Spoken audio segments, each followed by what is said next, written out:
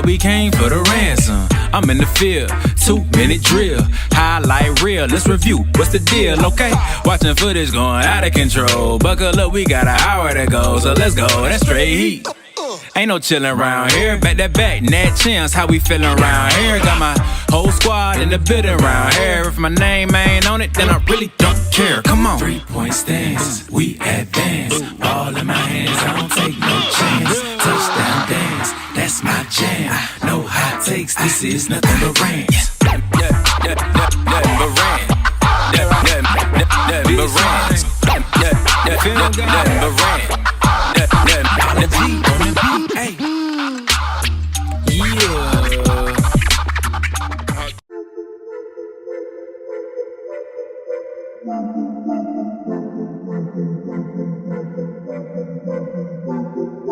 Welcome in, ladies and gentlemen, to MBR, or as we like to call it around here, Nothing But Rants, the show where I find topics that I'm oddly passionate about and I pontificate upon them. These are not hot takes, but rather takes that I'm hot about. What's up? You like that? You really like that?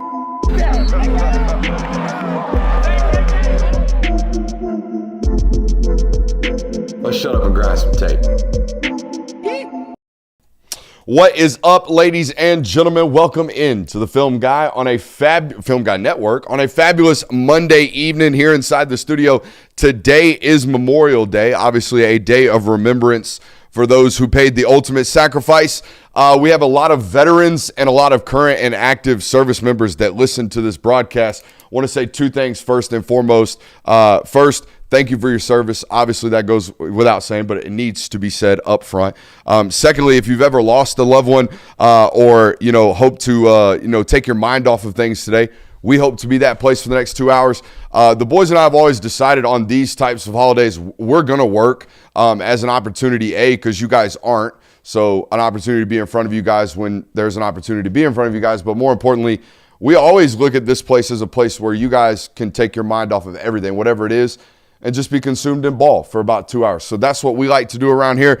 But on Memorial Day, we want to say thank you for your service.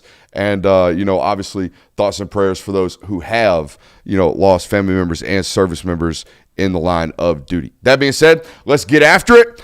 We got tampering investigations to talk about tonight. Finally. Being cracked open by the NCAA.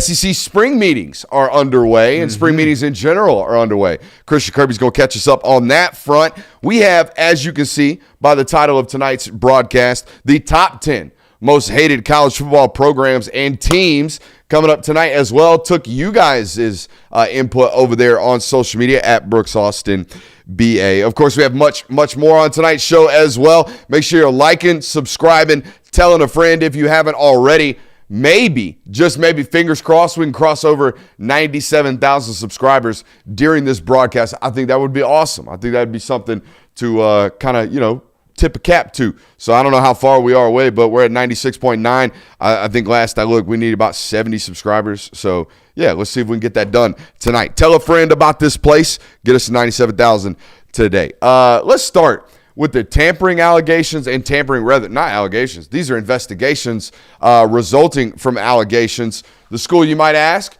who's in hot water? Any guesses? I think I have a few, but any guesses from the chat? We're on a 7-second delay. It is the Ole Miss Rebels. The Ole Miss Rebels are actively under investigation by the NCAA for tampering. My questions, this is the second one we've heard of since Iowa. But Iowa happened in 2023. So am I to believe that no tampering has happened in 3 years in college football? Been a squeaky clean operation everywhere else. Well, dubious, or is this just the one we know of? Well, I would say that this is certainly the most obvious form of tampering we've had in the last 3 years. Dare I say that? Okay. I'd say that's accurate. So, worth noting, the investigation did not begin today, did not begin yesterday, did not begin last week. The investigation began, according to reports, back in January of 23. Okay, January 23rd, rather, is how a normal person would say that. I read, so you don't have to. I read the reports today from, I believe it was USA Today, gentlemen. Yes. Was the article I was reading from. Obviously, this investigation stems from the Luke Farrelly incident. Okay, Luke Farrelly started his career at California. He was a Golden Bear. All right, and then transferred to Clemson January 7th. He enrolled at Clemson and was taking classes from January 7th to January 16th. At what time he entered his name into the portal again and then transferred to Ole Miss. Reportedly, according to the reports, Pete Golding, the head coach of Ole Miss, sent a text message saying, quote, "I know you're signed, but what's the buyout?" With also a screenshot of $1 million contract. This was news to me reading this today. I had heard Dabo Swinney say the text messages from the head coach, "What's the buyout?" I did not know that he also sent a screenshot of a contract worth $1 million. This is what I'm saying of like By the way, signed two for $2 million. This is what I mean by the most obvious form of tampering. Yes. The most obvious. Yes. Yeah. So if you remember during the infamous Dabo Swinney press conference, throwing them completely under the bus by name, he said he had the receipts. I don't recall him saying he was going to turn it in, the receipts that is. But he must have, and here's how I can tell you that. I vividly remember him saying, like, we've already contacted the NCAA. Contacted him, but I didn't know that he had he obviously gave them something to make them do this on January 23rd. January 23rd, hours before Dabo Swinney took to the podium, Ole Miss, according to reports, was notified, hey, we need the cell phones. We need the cell phones of Pete Golding. We need the cell phones of the general manager, Austin Thomas. I need the cell phone of the linebacker coach, Jay Shoup. I need the outside linebackers coach, Matt Kitchens. I also need the director of player personnel. And while we're at it, bring me the associate athletic director's phone. I need them all right now on the table. 2 hours later, Dabo Swinney goes on national television, essentially, and lambastes them. Okay, so here's the thing. Also worth noting, I don't think it's worth piling on Ole Miss, but it was in the article worth noting, apparently, and piling on, that the NCAA is actively investigating them for this tampering issue. Also, the College Sports Commission is investigating them for something. They didn't. So that was for tampering. College Sports Commission would be getting you for unlawful payments. So we got it at twofold right now at Ole Miss. Worth noting and worth reminding the audience, Iowa was vacated 4 wins for tampering in 2023. They had a 1-year probation levied, a $25,000 fine. The head coach and assistant coach involved directly got a 1-game suspension. That was served last year, and they self-reported a 2-week recruiting ban where they can't do any type of recruiting during the 2027 cycle, 2026 calendar year. Which brings back my question I brought to you when Iowa got sanctioned, okay? And I didn't say Ole Miss directly, but we kind of hee-ho-hawed around it, tiptoed around it. And I said, hey, if I know that I have a player on my roster that I have actively tampered with to get, and now you're telling me they're vacating wins post-haste for teams or for players that I tampered with. That's what Iowa had happen to them. Mm-hmm. They had 4 of their wins vacated from them because they tampered with the quarterback. We kind of know that Ole Miss tampered, or at least it looks like they tampered. Seems like a home run at this point. It seems like a layup. The smoking gun is laying in the lap of the NCAA investigation team. If I know that I tampered with Luke Ferrelli, if I know that Luke Ferrelli might cost me vacated wins, I don't know if I can let Luke Ferrelli play. I said this like a month and a half ago, and I don't know if you guys looked at me funny, but I think a lot of people did. I said, hey, we need to gather the troops and know, what did you do? What did you do? What did you do? All across college football. Because if we have skeletons on our closet, it might cost us wins, and that's not okay. So I guess you give Ferrelli his money and sit him on the bench. You see what I'm saying? This is a real conversation now. Sure. Yeah. Because if this dude plays a snap in a game that you win, it might cost you. Because we know the NCAA is not going to wrap this investigation up in the next 6 months. Right. It's not going to be done by August 1st. It's not going to be done by August 31st. Mm-hmm. So you're going to have to play this season under an umbrella of, hey, 3 years from now, they might wrap up an investigation saying this season doesn't count. Yeah. Yeah, and I mean, that's definitely something that should catch the attention of Ole Miss people. Of college, in my opinion, college football. I don't want to pigeonhole this as an Ole Miss thing because we know that tampering is rampant in this sport. Now, do we know if anybody's been caught with their hand in the cookie jar like, hey, what's the buyout head coach text messages? I don't know. Yeah, no, this one was pretty blatant. This is egregious. Like, is the punishment that significant to make me not want to continue tampering? continue tampering or continue getting caught tampering or continue playing players when we know we're going to get caught? Are you asking like vacated wins is never worth putting up? I was about to say ever, never, ever worth risking. Getting wins vacated worth it to you to tamper with a player? I mean, it depends. Honestly, like here's what my rationale behind it would be.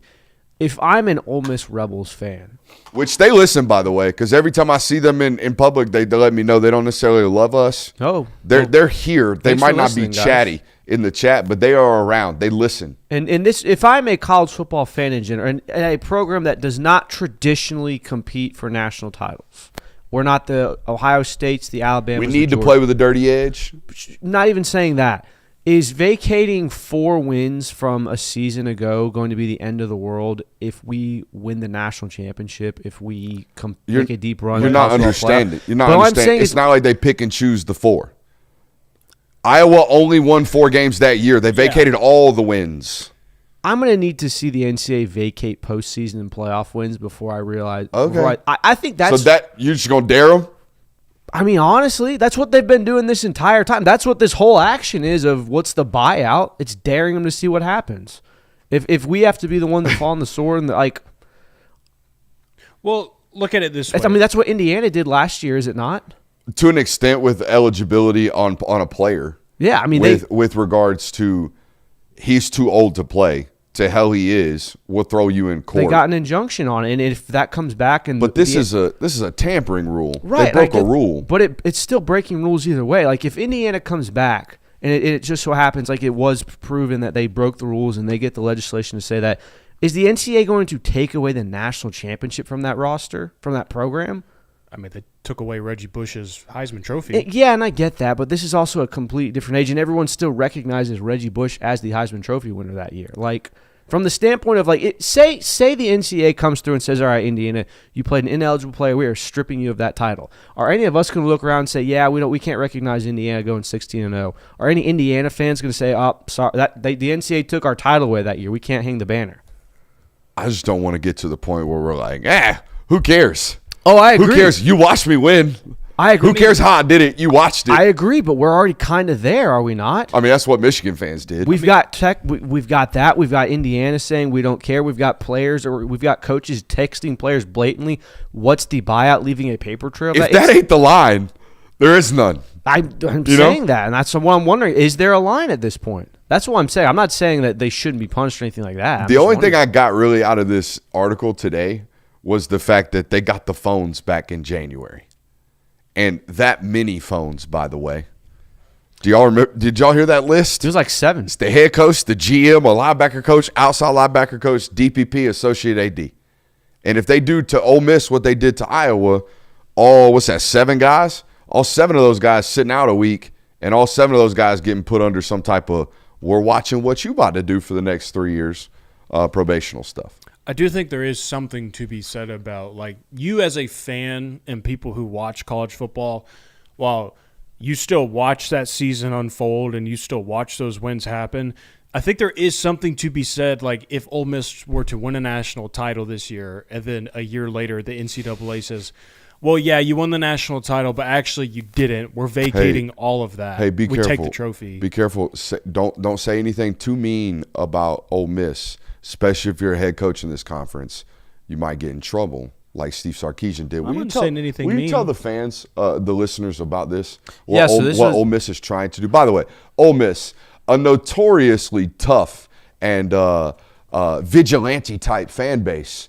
I mean, the grittiest of grit when it comes to SEC, the toughest of the tough, willing to fight you in the parking lot. There's some bad folks out there, man, and I'm talking about good old football fans. What are they doing? Well, yeah, this is part of the SEC spring meeting segment that we were going to do. We'll transition. Lead it off with this. What is Ole Miss trying to do to Steve Sarkisian for daring to talk a little trash? So everyone knows a few weeks ago, Steve Sarkisian obviously mentioned the basket weaving classes and how the rigor there is not anywhere near it is at the universities such as Texas. So one of the topics that is being discussed during these SEC spring meetings is, should Steve Sarkisian be fined? And there are apparently a lot of Ole Miss people lobbying for this to happen because he broke 2 bylaws. The 2 bylaws are bylaws 10.2.3 and 10.5.2. They read as follows. One of them states, coaches and staff are required to advocate for the positive attributes of their own university and must avoid making derogatory statements about another member's institution's program, facilities, or education opportunities. The other bylaw states... Hold on. Can I summarize the first? That's the Be Nice bylaw? Essentially. That's the Don't Talk Bad Upon Others bylaw. The Be Nice bylaw he broke. What else did he break?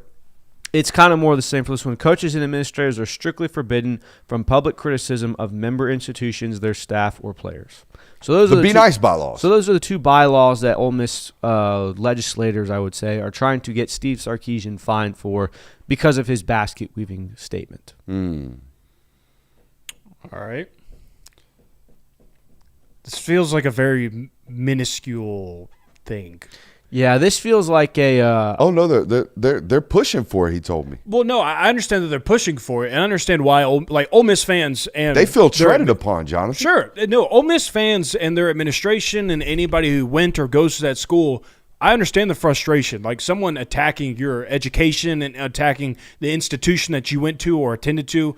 I completely understand the frustration. It feels also like it's kind of a one-off thing. It also feels like this is a time of the year where it's like nothing's happening and someone's trying to be like, hey, Ole Miss is trying to get Steve Sarkisian fined for breaking some bylaws. It also confirms the beef. Yeah, for sure. I mean, there's definitely a beef for there. That's probably something Pete Golding retracted with.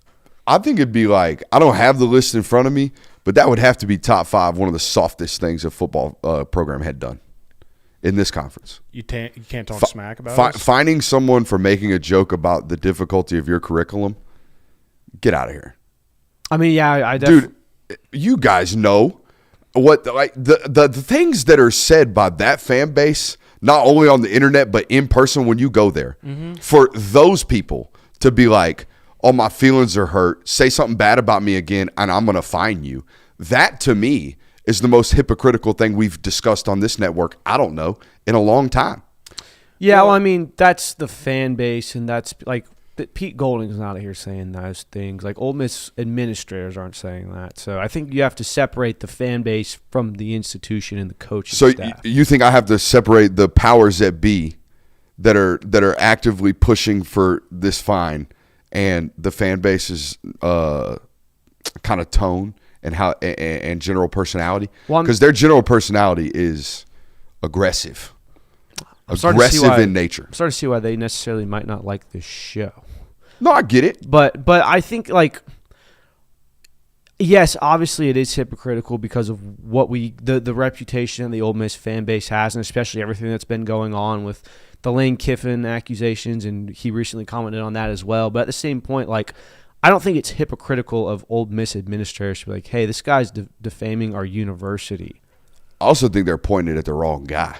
If you want to get anybody for saying something about you, go after the guy who basically called your entire town racist. That was going to be my next point. Of this only mentioned Steve Sarkisian. This didn't mention the comment that Lane Kiffin made. Well, because Lane Kiffin I guess he took a shot at the community, not the university. Well, he talked about the city of Oxford. Yeah. He didn't necessarily say the University of Ole Miss has, That's fair. Well, he did talk about the issues that he has from the university separating itself from racial symbols. So, I mean, it's all word salad lawyer stuff. Do you think it would help me with the Ole Miss folks if I told them that they were school number 2, that I was this close to going there? Probably not. No. I don't think anybody's thrilled to hear they finished number 2. You're right. I wasn't good enough to go there, though, as a player. Yeah. I mean, it is an SEC school. Yeah. Say what you want about the curriculum if you think it's that, but those are based, by the way. I mean, their acceptance rate is the highest in the conference, is it not? I don't know that. I don't know that off the top of my head to say that. Google it right now. You Google it. I'm pretty sure their acceptance rate is north of 95%. That's a very high percent. I don't think it's that high. It is Ole Miss at 97%. Wow. Impressive. So good for them. You got a pulse? You can come here. Dang. Well, this is kind of turned into... All right, whoa, where are we even at? We're at the SEC meetings. Oh, what else has happened? Yeah, so the main thing that I took away from this was that the college football playoff appears to be set in stone. It's either going to be 24 teams or 12. None of this 16. I know some people have floated the idea. I'd be happy with 16 teams. I think 16 is fine.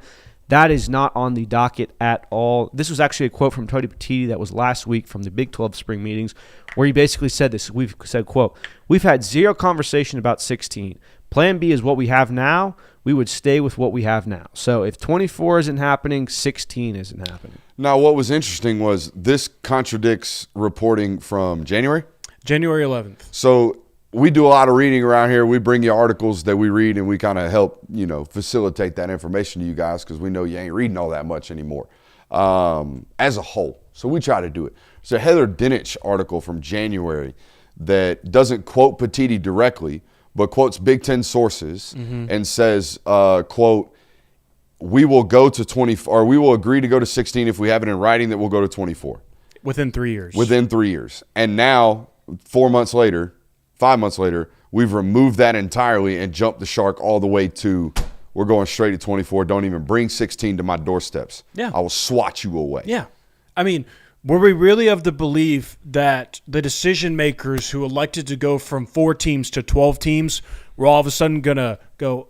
we'll just add a couple this time. We're not going to expand too much. We'll just add 2 more teams. No, I mean, of course they're going to go ahead and jump the gun to 24. That's what they've been doing. That's the trend. Yeah, so that was the main takeaway that I took from the spring meeting talking points right now, because obviously the meetings are still taking place, so we don't know everything that's going on. And the other thing that kind of caught my attention from this, and this is from an article on On3, basically if you're paying a lot of money for basketball rosters and things like that, you're not doing anything. You're not going through any clearinghouse. You're doing anything you can to avoid the CSC. One ACC source actually told On3, anybody who seriously cares about spending on basketball does not care about the CSC. Deals are not going through the clearinghouse, and everything's being done under the table, which is kind of what I talked about a while of, like, how long are people going to follow what the clearinghouse says before they just start dropping off the bags again? Well, in football, they're actively investigating these things. So yeah. I can't speak for basketball. I don't know how those things are working. But I will say this. In basketball, those have always been shoe deals. There's actual marketability there from I can give you $300,000, $400,000, $500,000 through a legitimate shoe deal. And Adidas, like an Adidas school like, what is it, Louisville still an Adidas school? I believe so. An Adidas school like Louisville probably gets like a $7 million budget annually from Adidas' shoe line. You see what I'm saying? Sure. They're far, like, I highly doubt, as long as we're doing this, as long as the College Sports Commission is, and I'm not trying to air anybody out, but I highly doubt Oregon ever has a deal kicked back by the College Sports Commission. Highly doubt it, ever. Because it's Nike. Right. Nike's budget is boundless. Absolutely boundless. Well, I mean, shoe budgets in basketball have been boundless since his airness. Yeah, but could that not apply to every school that's represented by Nike? I know Oregon is the Nike school and their headquarters are there, but no, because that is a competitive advantage for Phil Knight's alma mater in football. I mean, the edge rusher Kayvon Thibodeau was the first and only Nike contract in college football. Ain't been no Georgia player get a Nike shoe deal or a Nike contract deal, and Georgia, I would imagine, is Nike's 3rd biggest school. Alabama 2, and then Penn State 4. I would have no idea. I have no idea. You know? Probably Ohio State. Ohio State up in there. I mean, they're probably top 2, top 3. So, yeah, so I mean, it is a competitive advantage for his alma mater. But I don't know how many. What does that say? By the way, Louisville has a $16 million a year Adidas contract. There you go. So the basketball thing makes a lot more sense to me because it's a legitimate shoe deal. Those are shoe companies that have, again, boundless budgets. Couldn't it also just mean that? But like you said, this is going on under the table. It's not, this is a shoe company that's got to deal with this. I don't know if under the table is the right verbiage with those. I think they're backlogged. We know these are legitimate. We'll just get them done. It says and the quote says they are not going through the clearinghouse. Okay. Like they're not filing these and saying, hey, this is the X number of deals we have. That reads to me like College Sports Commission is focused on football. Yeah. That's how it reads to me of like basketball and baseball and softball. We'll get to you, but right now we really got to handle college football. Yeah, that's what it reads to me. I mean, I would love to see some of the actual marketability of the softball girl that got $1.2 million. Wonder how many of those returned on that investment. I don't know. Or if we just set $1.2 million on fire. Jason Williams, big softball fan, huh? His daughter plays for Yeah, Texas. yeah. No, Stars. I gathered that. CBS had a pretty cool article today. Do we want to get to this? Let's do it. Let's do this. This is a fun facts article. This is the best way I could describe this. I mean, It's like 50 fun facts about college football entering the 2026 summer. Pretty much what the title is College Football's 26 mind-blowing stats for 2026. So I got some thoughts here. We read, so you should read this one. Especially if you're a DeBoer defender, which I think is a really, really good football coach, and the stats think so too. Every DeBoer defender needs this one printed and put up on their wall. He is college football's winningest coach versus top 25 opponents actively. He is 20-6. He wins 76.9% of games against top 25 opponents. That is highest amongst all active college football coaches. I mean, that's a really strong record. There's nothing to take away from that. Go ahead and say it. What? It's not the concern. The top 25 matchups and the big boy games are not the concern with Kalen DeBoer. There's also some damning evidence at the end of that, too, in the paragraph, where it reads, no, this is not me discrediting Kalen DeBoer's record. 20-6 against top 25 teams is phenomenal, but it says he won 4 straight games against ranked opponents last season prior to a 1-3 slip down the stretch, including a blowout loss to Indiana in the college football playoff. That 4-game stretch had never been done in modern SEC history. Yeah. So, good, great, historically great. Whew, you got smoked twice. Yeah. Bad. Yeah. Mm-hmm. But you're right. It's not the top 25 teams that people are concerned about with Kalen DeBoer. It's the other downfalls of It's just the up and down inconsistency that he's had. So, and I'm sure that also includes Washington, when he was at Washington against top 25 teams. Yes. There's no way he's played 26 top 25 teams. Dude, we barely played 26 games at Alabama. Yeah. Yeah. You know? So. I think we're at 27, aren't we? Mm-hmm. 13 and 14? Around that number, I would imagine. 9 and 4, and then we played 14 games this year. I do think this is like this fact alone and talking about his success against top 25 teams Michigan in the bowl game. Is a reason why it's so easy to continue to hang on to Kalen DeBoer and believe in Kalen DeBoer, because a coach that has that much success against the best teams in college football, like we've seen it happen during his time at Washington, during his time at Alabama, you would think that eventually it will click everywhere else, because it did at Washington. Yeah. They didn't have this problem at Washington, at least not in the year where they went to the national title game. But in Alabama, it has, and it just makes you wonder, like, eventually things will click. Eventually these mishaps will quit happening, but it's been 2 years straight of it happening. Yeah, and I think it's also the highs are there. There has not been – Kalen DeBoer's been in Alabama 2 seasons. Each of those seasons there has been a 1 to 2 week period where they look like the best team in the country. They look like people coming from Mike's. I don't know how they're going to beat. I don't know how you beat Alabama this year. Mm-hmm. Now, obviously, it does not end up going that way throughout the rest of the season, but the highs are absolutely there. So it's a good stat for Kalen DeBoer. All right, so I asked you guys this before the show, and if I had to ask you, like, hey, when I say this guy is a compiler, meaning he hung around so long, but he was so average for so long that by the end of it, you look at it and statistically, you're like, damn, he had how many hits? He had how many wins? He had how many strikeouts? He had how, you know what I'm saying? Like a definition of a compiler. Like, to me, the definition of a compiler, and this is not disrespectful, these guys are good enough to be around forever. Craig Biggio, the Houston Astros second baseman, always like the third or fourth best second baseman in the league. Ended up getting 3,000 hits. I think his career batting average is like 275. Just like a really good player, hung around long enough to be a Hall of Famer. I have decided that the college football version of a compiler, all due respect, is Kirk Ferentz. That's fair. Kirk Ferentz, did you know, is the active leader for most wins and most NFL draft picks in college football. That makes sense. I mean, he's been perpetually 8-5. Kirk Ferentz is the most all-time winningest football coach active and has the most NFL draft picks. He's the Will Rogers of college football. I like this. Will Rogers is a great Will take. Rogers is the definition. Will Rogers is a compiler. I mean, had he broken Aaron Murray's passing yard record, I'd have been chapped. It would have been like, oh, really? That's the guy who broke this record? Yeah. It would have had that type of It feeling. wouldn't have felt good. And it would have been Bam Adebayo. Yeah, Bam Adebayo. It would have been Bam Adebayo dropping 83. It's like, really? That's the guy? That's what it is. Who else? Do we have any other famous college football compilers? I mean, if you Or want to, any sports compilers? I think you could say Kirk Cousins is probably on that list. He's in like Kirk Cousins, huh? he's in the top 20 all time for passing yards.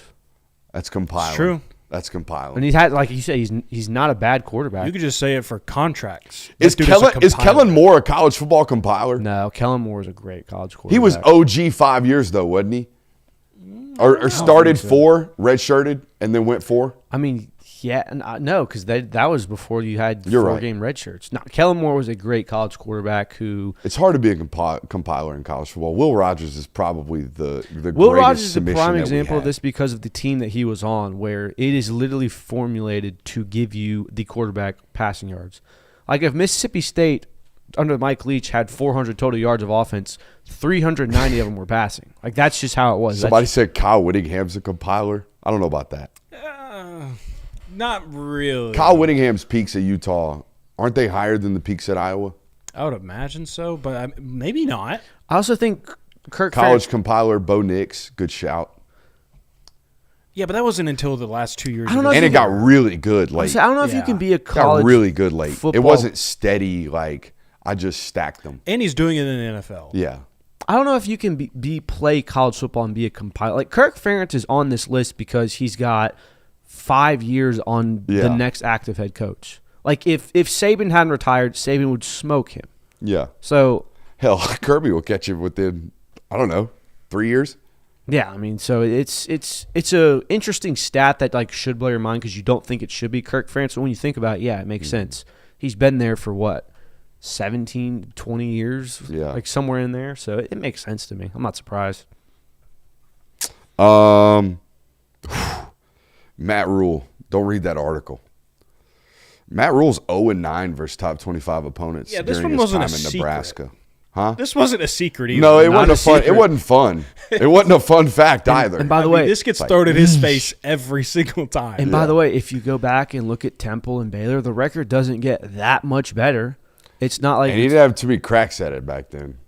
I mean, you're right, but still, it's not like you were like, oh, he was a really great coach during Temple and Baylor. Like he made Temple and Baylor top 25 programs and got him to scratch the top 15, and everyone's like, this is a top 10 coach. Do you know there's only been one team since 2005 to go wire to wire, first ranked or number 1 ranked team preseason all the way to the end? It's a curse. Do you know the team? Well, if it's since 2005, I would say it's the probably only Texas. team I would like naturally I just would say one of the Alabama teams. Correct. Can you pick one? Oh gosh. It would have been Alabama in 2012 when they repeated. Incorrect. Oh, that was the year I was going to go with. Maybe like 2017 Alabama. So says this article today. And they did not spend a lot of time at number 1 after. Is Texas cursed or will they do it? Because Texas is going to be preseason ranked 1, right? This is always one of these stats too, where it's like it doesn't mean anything. Like Texas, it kind of does. but it doesn't. It does, but it Jonathan, doesn't. 22 years of data. It's it's- been done once.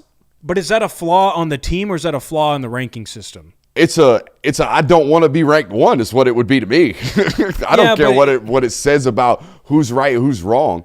Again, is it a flaw in Texas? Like if Texas doesn't win a national title this year, it's not going to be because they were ranked number 1 preseason. It's going to be because Arch Manning didn't ultimately develop into what we thought he did, or Cam Coleman wasn't as big of a hit as Or we they got thought, hurt. or people got hurt, or the offensive line didn't hold up, or transfers didn't hit. Like it would be those reasons. That's not because the AP ranked him number 1 preseason. That's why. Well, while we're shitting on the AP, since 1989, did you know that 9.5 of the preseason top 25 is averaged to be unranked by the end of the That year? doesn't surprise me. 9.5. 9.5, almost. What is that? A third? That's over a third. That's not that surprising, honestly. That doesn't Almost 10 of the 25 teams being unranked by year's end. Yeah, that's not surprising. I mean, if you are ranked 15 in back, 2 losses knocks you out. Being a 2-loss team knocks you out typically. 3 losses certainly does. So it doesn't really surprise me about that. I figured it'd be more, honestly. How about this one? The Power 4 turnover margin leader has played for the national title the last 3 seasons. This one was juicy. That's juicy. That's something to pay attention to. That one is like that is evidence. That is like, if you want to win a national title, or at least get there. Yes. If you want to get there the last 3 years, lead the nation in turnover margin. Take care of the football. And Which sounds so simple. It's like, duh. It's also a kind of like historically a luck thing. Like I remember this. I don't know if the stat still holds in professional football, but I think the only team for 20 years to consistently be inside the top 5 in turnover margin in the NFL were the Patriots. Yeah. Everybody else was a constant churn of luck, essentially, and happenstance. I mean, there's like we've talked about it. Turnovers are certainly a luck stat. They're skill based, but like at the end of the day, a lot of it comes down to luck. Does the ball bounce your way? Do you coach to protect it? Everyone tries. The great teams right now are coaching to get it. Coaching to take it, coaching to punch it, coaching to intercept it. Obviously, everybody's seeking havoc. But I have an answer to one of his questions. Number 23, fun fact number 23. It says, why is Mizzou's run game overlooked? Do you know why the answer is? Because everything else is not fantastic. That would be one of the answers. They're not very balanced. Also, boys, against good defenses, they get held shut. Yes. Okay? They got held under 3 yards per carry twice last year, Auburn, Oklahoma, 2 good defenses that they faced. I also looked at 2024. Did you know that in 2024, Missouri was held under 3 yards per carry 5 times? 5 times. I can overlook you at that point. I'm sorry. I can overlook you. If a year ago you were held under 3 yards per carry, deemed completely inefficient in the run game, 5 times over a third of your football games, it's like you're not like God's gift to the run game. You're good. They're really, really good, especially considering like they're not always the most dynamic passing attack. They're really good at the wide zone concepts in this conference, but it's not like, whoa, watch out. They're going to put up 500 yards of total offense on us and run for 300 yards today. No, they might run for 240 and throw for 60. And if you turn it over twice, they're going to beat you 17-10. Also, I wouldn't really maybe go the direction that it's overlooked. Like when Cody Schrader was running the ball, I mean, he was not overlooked, I would say, in the SEC. People were talking about it. Ahmad Hardy was one of the most well-known running backs in college football last season and is continuing to be that. Hopefully he's able to play this season. Like, he will be that this year. He was listed in our Heisman conversation this offseason. Like, people know about the players, but I would also say, like, it hasn't been something that's been solidified for them for 10 years straight. Yeah, and I mean, it's been, like, not one-off seasons, but Cody Schrader banged for 1 year. And then Ahmad Hardy has 1 year under his belt right now. Look, if it's 2. There's no doubt the wide zone stretch concept that they have out there, it works. They rip off explosives against everybody. The problem is you cannot explain, other than maybe they're not talented enough, the games against good opponents in which they get slobber knocked up front. So, and it's not for a lack of talent. They've had draft picks at tackle the last 3 years. So they got good football players too. Sure. I mean, it's also hard to get excited about one component of a team when Correct. they're perennially 9-3, 8-4, 7-5. That's what I think is the bigger problem. Like, yes, if you look at it last year with Ahmad, it was great, except for those 2 football games against really good defenses. But other than that, it's 250, 300. Like, it's really good run games, but they don't have balance. They haven't had balance in an attack, I would argue, since Connor Cook and Brady Cook. Brady Cook and old buddy you just mentioned, the Cody D2 Schrader. Cody Schrader. But even that, I mean, they were a 10-2 snub from the playoff team. So, Well, they weren't a snub that year. any other bullet points from that article Yeah, we're talking about? I've got one that's pretty damning. The Big 12 is 1-8 all time in the playoff, which includes TCU's 58-point loss to end the 2022 season. The only win is TCU's win over Michigan against Michigan in 2022, which people obviously to this day say is one of the bigger upsets in the playoffs. They knew the signs. They knew the signs were getting got. I don't even worry about that. I'm just saying, like, that is a pretty damning statistic for the Big 12 to have 1 win in 9 shots there. So. Anything else, Jonathan?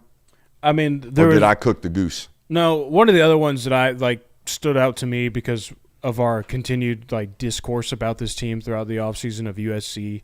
The stat of USC returns more offensive starters, 9, than 93 FBS programs return in total starters. Hey, it took me 5 years to get the window open, and I might close it on my damn self this year. Yeah, this is more so evidence of this is it, Lincoln Riley. I was kind of in this gray area of maybe Lincoln Riley. This is almost like this like rejuvenates his lifespan with USC because of this recruiting class, and he's talking about this is the window. No, it's this year. Like, you better do something this year. I'm not saying you have to go out there and make a playoff, but you got to do something this year. I mean, I would say making a playoff should be the baseline expectation. We're half a decade into your regime.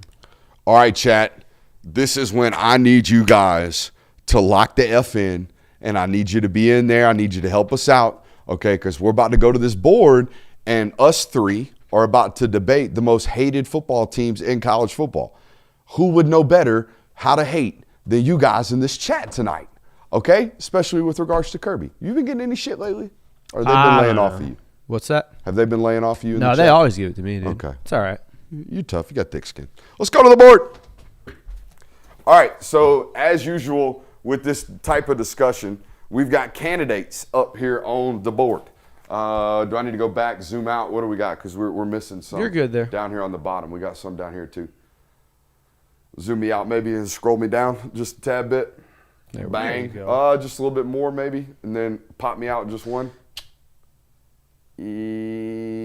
Keep going. I got this. Yeah. All right, you we're do good your there. thing. All right, so here are our candidates. I just want to show people we got cool cameras around here. I was about to say, there is no other production of content Zero. that would talk about live camera changes in Zero. the moment. I like to dig in the filth, you know? This is just some slap Like- operation we put together down here, dog. Could you imagine ESPN on SportsCenter and the host is sitting there like, squeeze me down a little more, zoom it just- out, a little more. Well, not to do that, how many live talent at ESPN can actually control camera and like know what production skills to be doing? You know what I mean? We wear a lot of hats around here. It's just three of us. Mm-hmm. That's why I get a big old smile on my face during these off-season up to something meetings when they're like, how big's the crew? I'm like, wait till you hear see this it. answer. You see it every night. That's it. That's all we got going on. All right, candidates. Boom. Most hated. We got LSU, Georgia, Ohio State, Notre Dame, Ole Miss, Texas, Texas Tech, Alabama, Miami, Michigan, USC, Texas A&M, Tennessee, Florida State, and Florida. Now, here's the deal. Florida State got added today because TJ Pittenger made a tremendous point on the replies, all right, on social media at Brooks Austin BA.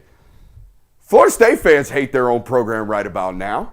All right, a lot of people don't love Florida State. The NCAA don't even like Florida State. They kept them out of their own playoff. College Football Playoff Committee don't like Florida State. ACC definitely don't like Florida State. And I would argue that Florida State's athletic administration don't even like football. Florida State got added to the list on candidates today. I thought another commenter had a great point. Florida. Georgia hates Florida. Florida State hates Florida. Miami hates Florida. LSU hates Florida. A lot of people hate Florida. It's true. Florida's been good enough. Tennessee hates Florida.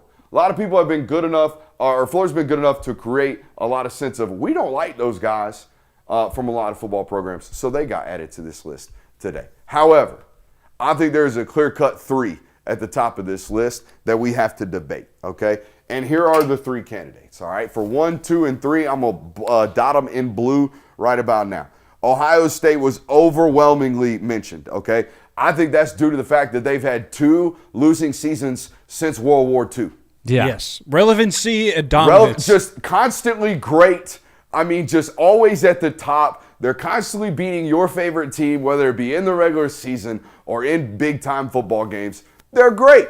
All right, they're great. At the top of that discussion for most hated because of their greatness. Notre Dame is hated because historically they are great, but they have this holier-than-thou supremacy thought process to themselves. Use the right word. And here's the deal. I think they should almost go one because of all these fan bases we're about to talk about. They want to be number one on this list. They want to know that everybody hates them. They're pretentious. That's how it comes across. Your word, not mine. That's how it comes across. Okay, No, pretentious. that's how it comes across. I would say that most people would agree with that. But they deserve to be number one for thinking they're too good for the Pop-Tart Bowl. There you go. That's number one. That was a pretty Crying shame. Dissing on the Pop-Tart Bowl. And then the other nominee that was resounding was Texas on this list as well. Texas was a constant in everybody's replies today on social media. They don't like Texas. All right, so Texas got put on this list. All right, now, of those three gentlemen, who gets argued most for number one? Who deserves to be in this number one spot? My vote is number one. What? My vote is number one. Ohio State. Excuse me. Ohio State is your Sorry, vote for number my one. bad, guys. What about you? It's probably Ohio State. Yeah. I would just, and again, it's all because for the longest time, everybody's known Ohio State's going to be good this year. Ohio State, the best team in the Big Ten right now. As a college football fan, you're almost programmed to root against them unless you're an Ohio State fan. Yeah. I can think of one time in my life where the nation as a whole was hoping Ohio State won a football game, and it was the 2023 game against Michigan. Ryan Shazier come back? 2023 game against Michigan. What was significant about that? Oh, because they were cheating? Yes. Yes. Everyone, Michigan had been outed as a team that was cheating. Other than that, it has always been Ohio State must lose this game. And the fan base plays into it too. I didn't want to mention the fan bases. But I think that's probably what plays into it more than anything. Like the fan base, like you said, Notre Dame wants to be hated. You've mentioned the fan bases. You're right. Talking about over here. I'm also shocked Alabama wasn't in the top 3 consideration. I think Alabama should be in. I would put Alabama over Notre Dame, honestly. You think so? For as much as Notre Dame, does come off as pretentious, they haven't been successful enough. Can I also say that this comes with a little bit of red and black colored tinted glasses? Like, you guys don't like Alabama. I mean, I've been sitting here looking at our chat for the last 20 minutes watching an Ohio State fan and Alabama fan beef. Look, if Florida is going to be on this list because they have 5 teams that like them, there was once a time everyone hated Alabama. It was not just Auburn and Tennessee and Florida. Like, everyone hated Alabama. 5 years ago, you put out this tweet, Alabama might be number 1. Mm-hmm. They will be. They would have been. Yeah. You have a grasp on the entire sport for that long. Everybody hates you. So you want to go Alabama 2 here? I would not be against Alabama. I wouldn't be against it. What's chat saying? I mean, we're seeing some Bama's hated, but that's just success. Nobody likes Alabama. Bama should be at least 2. Bama to me is I want to put them 3 because of Notre Dame's, like, the supremacy and pretentious thing to me makes them more nationally disliked. If we're speaking recent events, it might be Notre Dame right now. Sure. Like, just the way it would have been like a few years ago, if we did this list, it would have been Florida State because of how they reacted to the playoff. Rock, paper, scissors. You got blue on. You got Notre Dame. You got Alabama. Go. We can't leave this up to rock, paper, scissors. We have to make a decision. Alabama. Okay. There we go. Which And I'd be then fine at Notre Dame at 3. Which means Texas would be 4. Texas is number 4. Bama Brooks trying to put them lower on the list. Damn, that's crazy. I Can't avoid it. I do have a big script A on my chest right now. No. Don't no. Not okay with you? What? It's the second curl. No, right? it's the mullet. It's the second curl is the difference on the No, A's? Alabama A has a mullet on top. Atlanta Braves A does not. This curl at the Yes. top. Okay. Yes. All right. Number 4 we said was Texas. All right. The next group of football teams I put together that you guys already nixed would have been Georgia, Miami, and LSU. I like this. This is going to be an interesting one to debate I think it about. should go I think we should have a debate at 5 between Miami and LSU. So we're doing this based on more recent things, like Kind of recent both. timeline. Kind of both. I would say like the last Like 5 years. try to merge both. Why would you put Miami over Georgia or LSU over Georgia? The Miami thing, I don't think nationally. I think it's fun to root against them when they're up. You know what I mean? Yeah. And now that that's back, I think people rush to their screen when Miami's down 7 in a game that they can't afford to lose. But I think you're going to say that that's everybody. Right. But I think there's a special vibe about the fact that they might do it at home in front of 30,000 people. I will say I don't think it should be LSU because what you're talking about, there's a lot of people that love a good Georgia hate watch. There's a lot of people that love a good Miami hate watch. I don't know that there's that big of a margin of people that enjoy a LSU hate watch. And some of the best LSU teams have been the most likable. Let's teams also in keep history. it a buck. LSU's only on this candidates list in this range because of their head football coach. Certainly. Correct. Who is Certainly. extremely unlikable right about now. Certainly. Correct. So, yeah, I mean, like if Brian Kelly's still on this list, I think LSU didn't crack top 10. Yeah. So, You're right. I've never once as a college football fan ever hate watched LSU. right. They've always been like a fun team to watch. Yeah. Like Always. their best teams have been some of the most likable teams. All right, so settle it out between Georgia and Miami right here. I'm going to go Georgia simply because Georgia has been more hated for longer. Like the last half decade has been Georgia, like people are rooting on Georgia's downfall. Anytime anyone is arrested for anything speeding or driving related, it gets tied back to Georgia. Like, Georgia is not a very liked program. I'm going to put them ahead of Miami. Fair? Fair. It could easily switch, but it's fine with me. I think the next 3 years could change this, just depending on Miami's success. But right now, I think Georgia's a more hated program. I'm down with it. Which means 7 would be who were we just discussing? Those are the You three had you had. LSU. LSU. But LSU's head football coach puts them in this top 10 now. I think. Who else do we want to start lobbying in at 7? The teams that the internet told me have to be in this list. Here's what I'll ask. Go ahead. Let's say one of these teams is up against a top 20, a unranked non-power 4 team they're about to lose. Who on that list do you think the nation will be most excited about losing? You drop a non-top 25 game, people are going to laugh really, really hard at you. Uh-huh. I do think that. Go ahead, Jonathan. I mean, and maybe they might even need to be higher up on the list. I think Michigan certainly needs to be talked about right now. Michigan is definitely one that needs to be up there. Especially with what's been going on lately, all the scandal. There's a lot of dislike there. Yeah, I think Michigan is a strong candidate for 7. I mean, you could even say they're a strong candidate for 6. I'm down to go Michigan here at 7. Yeah, I'm not against that. All the stuff lately has been so dislikable. And I mean, You know we what want I to talk mean? about pretentious, like the Michigan man mantra. Oh, God. They've kind of shied away Every from time that. I hear that shit, it makes me want to throw up. I'm a Michigan man. They've They've shied away from it because it has not gone well for them recently. I almost but- want to put Michigan men right here at number 7. Ugh. All right, here we go. Number 8. Where are we at now? So we're at a battle with Texas Tech, Ole Miss. I really don't hate these guys. In fact, when USC's good, I like it. I've never disliked USC. Yeah, I don't think there's much hate towards No, them. but I don't like the way Lincoln Riley been talking lately. But I don't think there's enough to put them here. I just get more annoyed with USC than Yeah. anything because it's like, why are you where you are? You should be so much better than this. It's annoyed than anything. I also don't know if there's too much hate for Ole Miss. Yeah. I think people kind of sympathize with them a little bit, at least right now. To a degree, yeah, but like some of the things Ole Miss does also is like, and again, this goes back like the things their fan base says, the Luke Ferrelli stuff, all that. Like that said, though, Ole Miss was one of the fun underdogs to watch in the 12-team playoff. Ole Miss, like in all their altercations or interactions, apart from the Luke Ferrelli thing, I always feel like they're like reactive. They're not proactive with their underdealings, and you know what I'm saying? That's fair. Like I always feel like the stuff that they're doing that they might get caught up on, or might be ugly, or might be dislikable.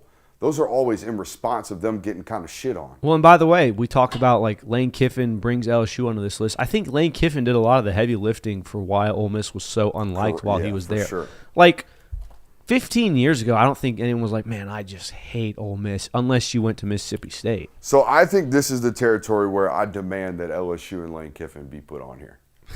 Okay. That's fair. I'm not going to hate that. Are we putting them above Texas Tech? See, I think that's still like they have to go win before the nation hates them. You know what I'm saying? I think the true college football fan hates Texas. Like the traditionalist college football fan hates Texas Tech because they represent everything that is against the sport. It's buying all the talent. It's being brazen about it. It's talking about how much money you have, all your oil money. I think that's why Texas Tech is on this candidate list. What's really throwing me was your question of if they lost a game they shouldn't, who would be happiest, or what largest group of people would be happy?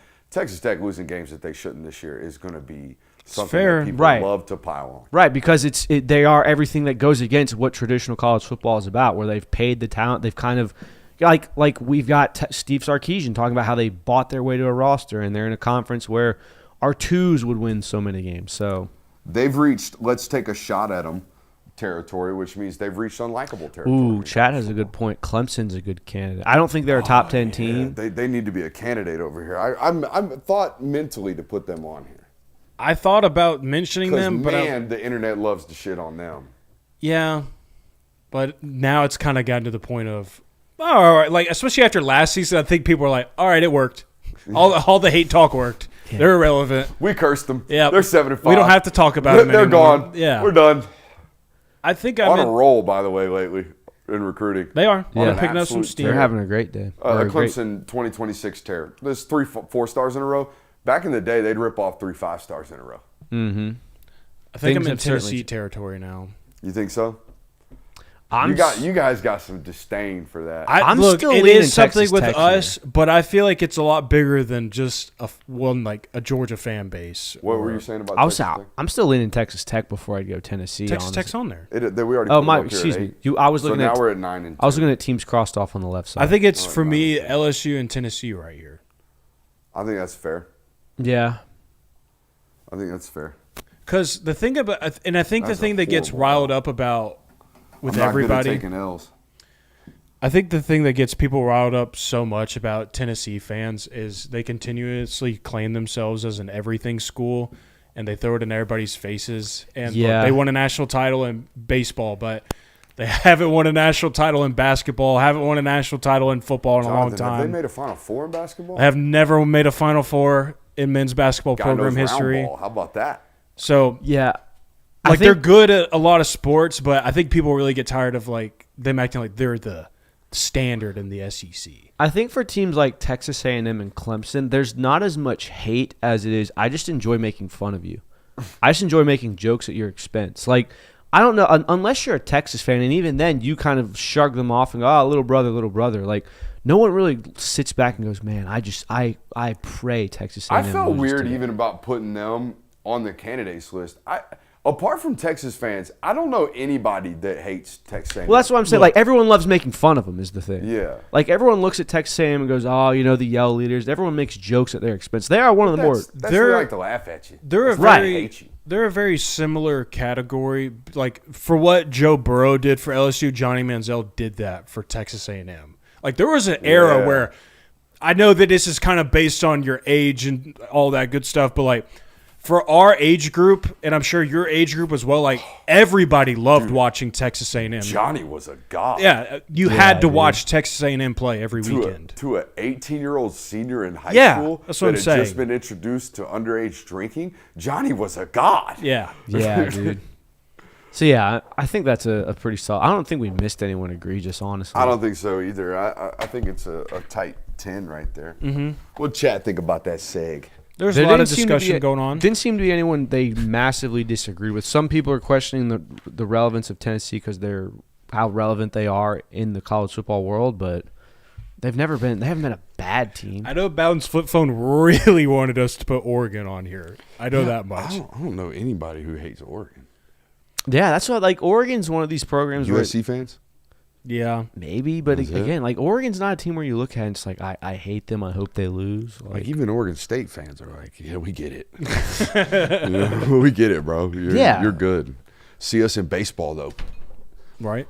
Shout out to the Beavers baseball. We did have a super chub from Marcy while you were at the board. Oh, big super chub. I hate everyone but Georgia. Shout out to Marcy Reen.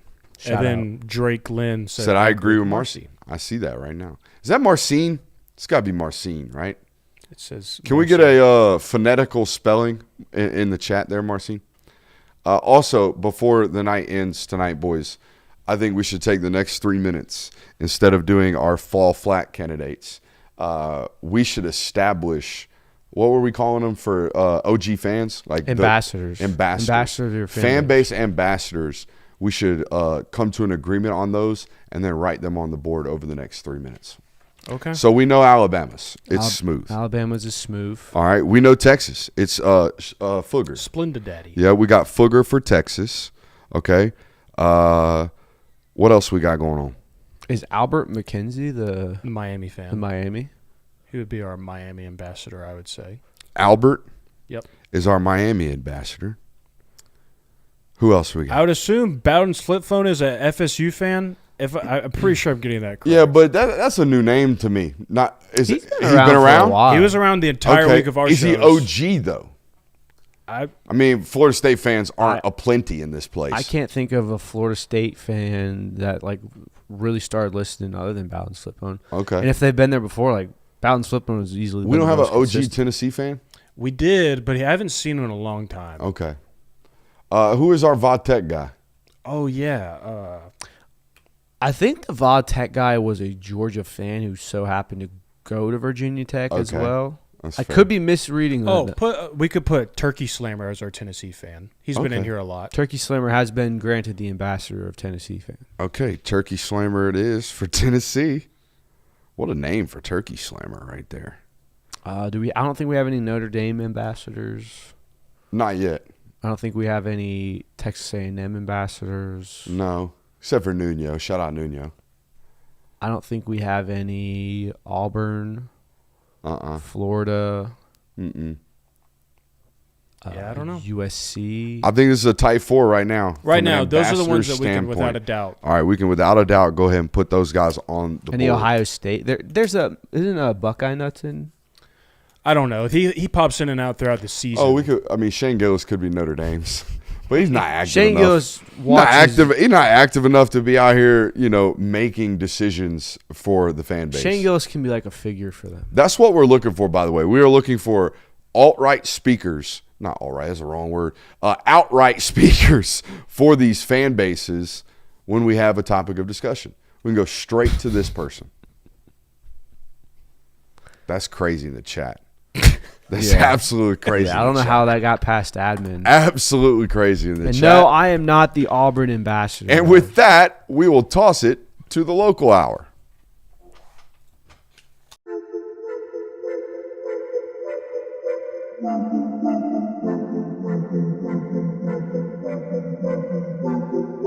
Welcome into Talk the Dog, the show where we find a bone to pick and a take to give.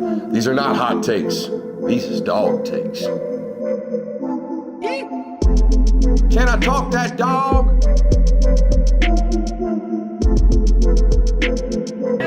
What's up? You really like that?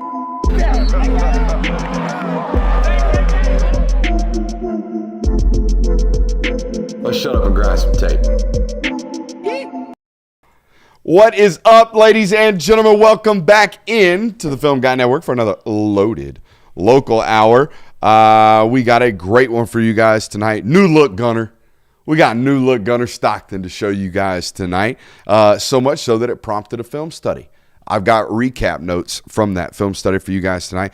Georgia's home and homes in major jeopardy. We'll talk about that tonight as well. Players with the biggest jump inbound on the list tonight. Notes on an old football game from Kirby coming tonight as well. Make sure you like and subscribe and telling a friend. Got a lot of people in the chat right now. Not enough thumbs up, likes on this video. So make sure you're doing that. All right. Make sure you're telling a friend as well. Super Chubb saying proof that Comrade Kirby is an Auburn rep. Look at his wall. I don't know what that means. What's on my wall? What's on your wall that That'd makes be you associated with Auburn. an Auburn guy? I mean, if anything, there's Kirby Smart in the photo. So. Huh. We'll get to the bottom of that. Like, subscribe, tell a friend. I want to start the local hour with a big shout out to the Diamond Dogs. Dude, yes. You do something that ain't never been done in school history, even if it's not around football. We're going to talk about it. In dominant fashion. I mean, dominant fashion. Shout out to the Sour Power. Shout out to a gritty lunch pail bunch, by the way. What was it? Down 6? Down 6-0 to Florida. Down 6-0 in the first? It was maybe second inning. I mean, or first third. 3 innings. I mean, a long way to come back with not a lot of room to do so. They do so. Mind you, there was a stat, too. I can't remember the exact number, but the SEC broadcast when Georgia was down 6-0, SEC teams were 148 when down 6-0, and Damn, Georgia came back and beat that was our them 3-1, dude. in the midst of a rain delay as well in the middle of the game. Them dogs was barking. And I think the most impressive thing, too, like specifically about that win, but Georgia has done this on multiple occasions, the baseball team that is, they're known for hitting the long ball. They lead the country in home runs. That's what they do. And people say, like, well, Foley Field plays a role in that.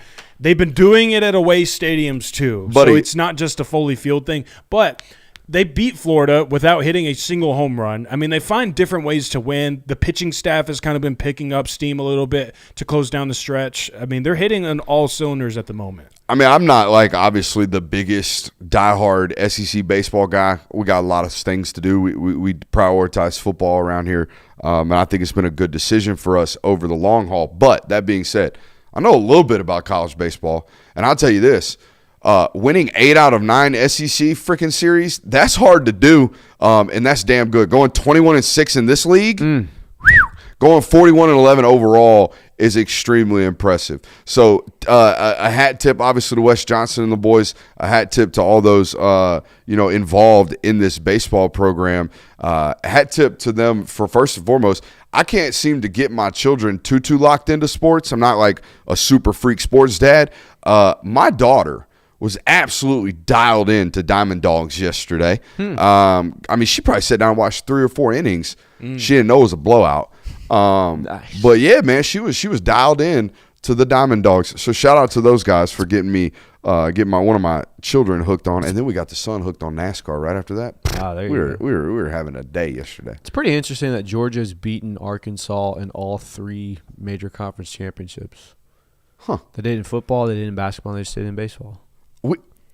Next evolution of this show is to obviously get a soundboard. Okay, and he'll probably run it. He's been the one asking me about it for years now. That'd be fun. It's literally been years. What I want you to do is to get yourself a sounder, Obscure Stat Curb. Obscure Scat Skirb, or however we Obscure Scat Skirb. Obscure Scat Skirb. That's the soundbite right there. Obscure Scat Skirb. And then we just Obscure Scat Skirb. And then you give us your obscure stat of the day. Okay. Fat tongue over here. I can do that. Yeah, soundboard's all gonna Georgia be great. fans should flood to Foley Field this weekend as they play the region round. You have the opponents. It's Long Island. They're the number. First of all, they're the number 3 overall seed. They got Liberty, Long Island, and Boston College coming to town. Got a really good shake out of them. Yep, got to win. It's double elimination. There's a lot of cool things here, right? Like you're going to host a super regional if you get there, assuming you do. Mississippi State, the presumed favorite out of the crossover bracket, right?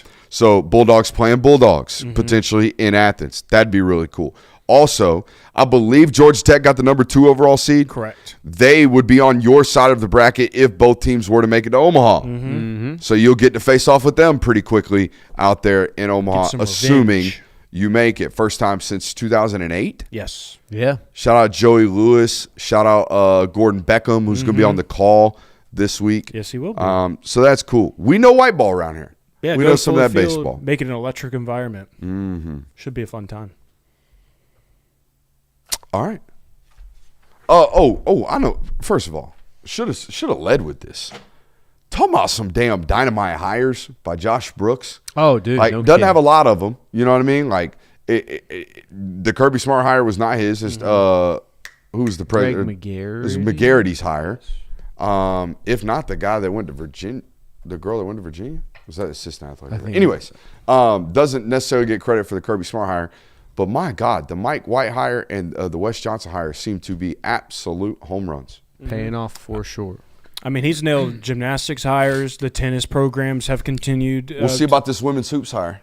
Women's hoops, for sure. But any hire so far under Josh Brooks, there hasn't been a single one where it's like, ooh, that was just like never going to work. That was just so bad. Did he hire Crean? Yeah. I don't think so. That would have been the former AD, right? That was not Josh Brooks. Crean got there in 2019. It was either 18 or 19. It was past 19 because it was the first year I was covering the team, I think. It would have been before the 2019 season. That's when Anthony Edwards was. 2018. Yeah, 18. Yeah, his first season would have been when I was there. Not great. So, great hires by Josh Brooks and team up there in Athens. 7 minutes. Diamond Dogs. Got some love. And the Hoop Dogs. I'm sure we'll be talking about them more down the stretch. Hopefully. That means they're doing good. Yep. We don't usually lament on teams outside of football if they're not doing anything. Or if they're not pissing Jonathan off. Whoa. You know. The fan base, that is. I just had something to say. The fan base, that is. That was not aimed towards anybody. You didn't think that was your most enraged take in the last 6 months? I thought you were fuming. I mean, yeah. As I was Christian, rather frustrated. Steam was coming out of his He was nostrils. rather annoyed, yes. I was rather frustrated It's about the most that. angry I've ever seen you. No, I care about all athletics at the University of Georgia. As should Georgia fans. I did a film study today, and the reason being we got some new mechanical work from Gunnar Stockton. Now, we've been begging all offseason. Will somebody let me know who is working with Gunnar Stockton this offseason on his throwing mechanics? Who is developing and cultivating this skill set? We got an answer a long time ago. We got an even deeper answer today. This is the most different I've seen his lower body mechanics look in a long, long time. Let's go to the board. All right.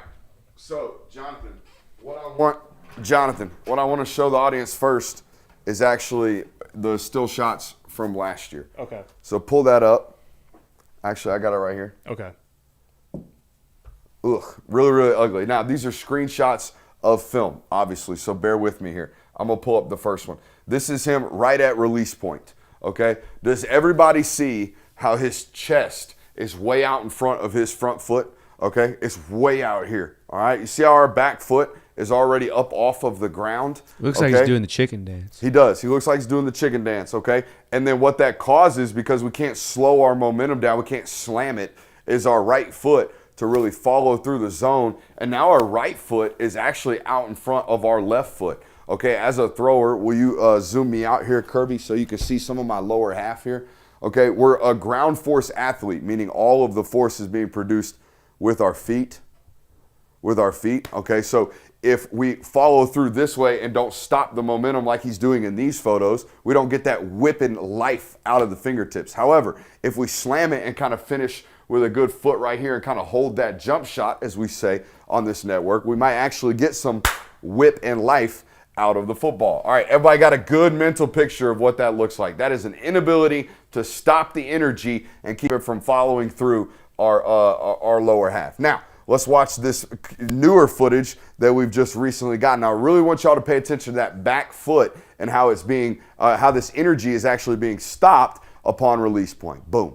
That's what it ought to look like every single time. And now throughout this entire training session, you'll see this has been cleaned up. I mean, tremendously. Even on some of this quick stuff like that right there. That's the exact shot that I'm showing you in those screenshots. A little RPO action, right? Catch the ball quickly, spit it out to the flat or spit it out into a hook curl window, catch another football, and continue the motion right there. That's a good job of really slamming that energy down and stopping it, right? We don't want to continue it through. We want it to whip out of our fingertips every single time. Now, this is him when he's really, really trying to get on it. All right, he tends to do this. That's okay. He's been like this since he was probably 6 years old. The moment he started throwing footballs, he started like hard, really violently over the middle particularly. He tends to just really, really yank on it. And I talked about it in our film study.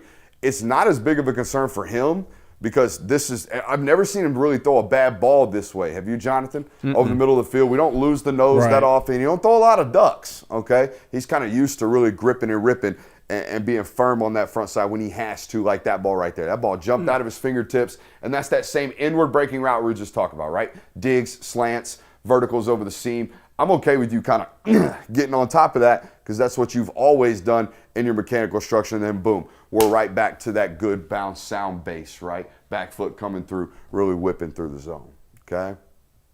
Same thing there. You can kind of see it being shut off. Oh, good toe drag right there. Boom, good toe drag right there. Those are all really, really good lower body reps, okay? Here's what I did, okay? I mentally just sawed him in half and just watched him from the waist down. That's what I did and watched that, and I'm like, okay, something's different here. Everybody gets real caught up in this stuff, right? And to me, honestly, guys, as long as it's not Byron Brown bad, as long as it's not Tim Tebow bad, I think we're going to be okay. And if you look at all that, it's really straight pulled to here. If you look at the screenshot of the thumbnail we put out on the film study, we're straight to an arrow. You know what I mean? Like we're pulling an arrow and get ready to let it loose. That's what the lat pull ought to look like, by the way. Ought to look like we're just doing that, not doing that. Okay. Throwing motions to me are equivalent to a jump shot in basketball. Like Yes. there are certainly ones that look right and ones that look horrible.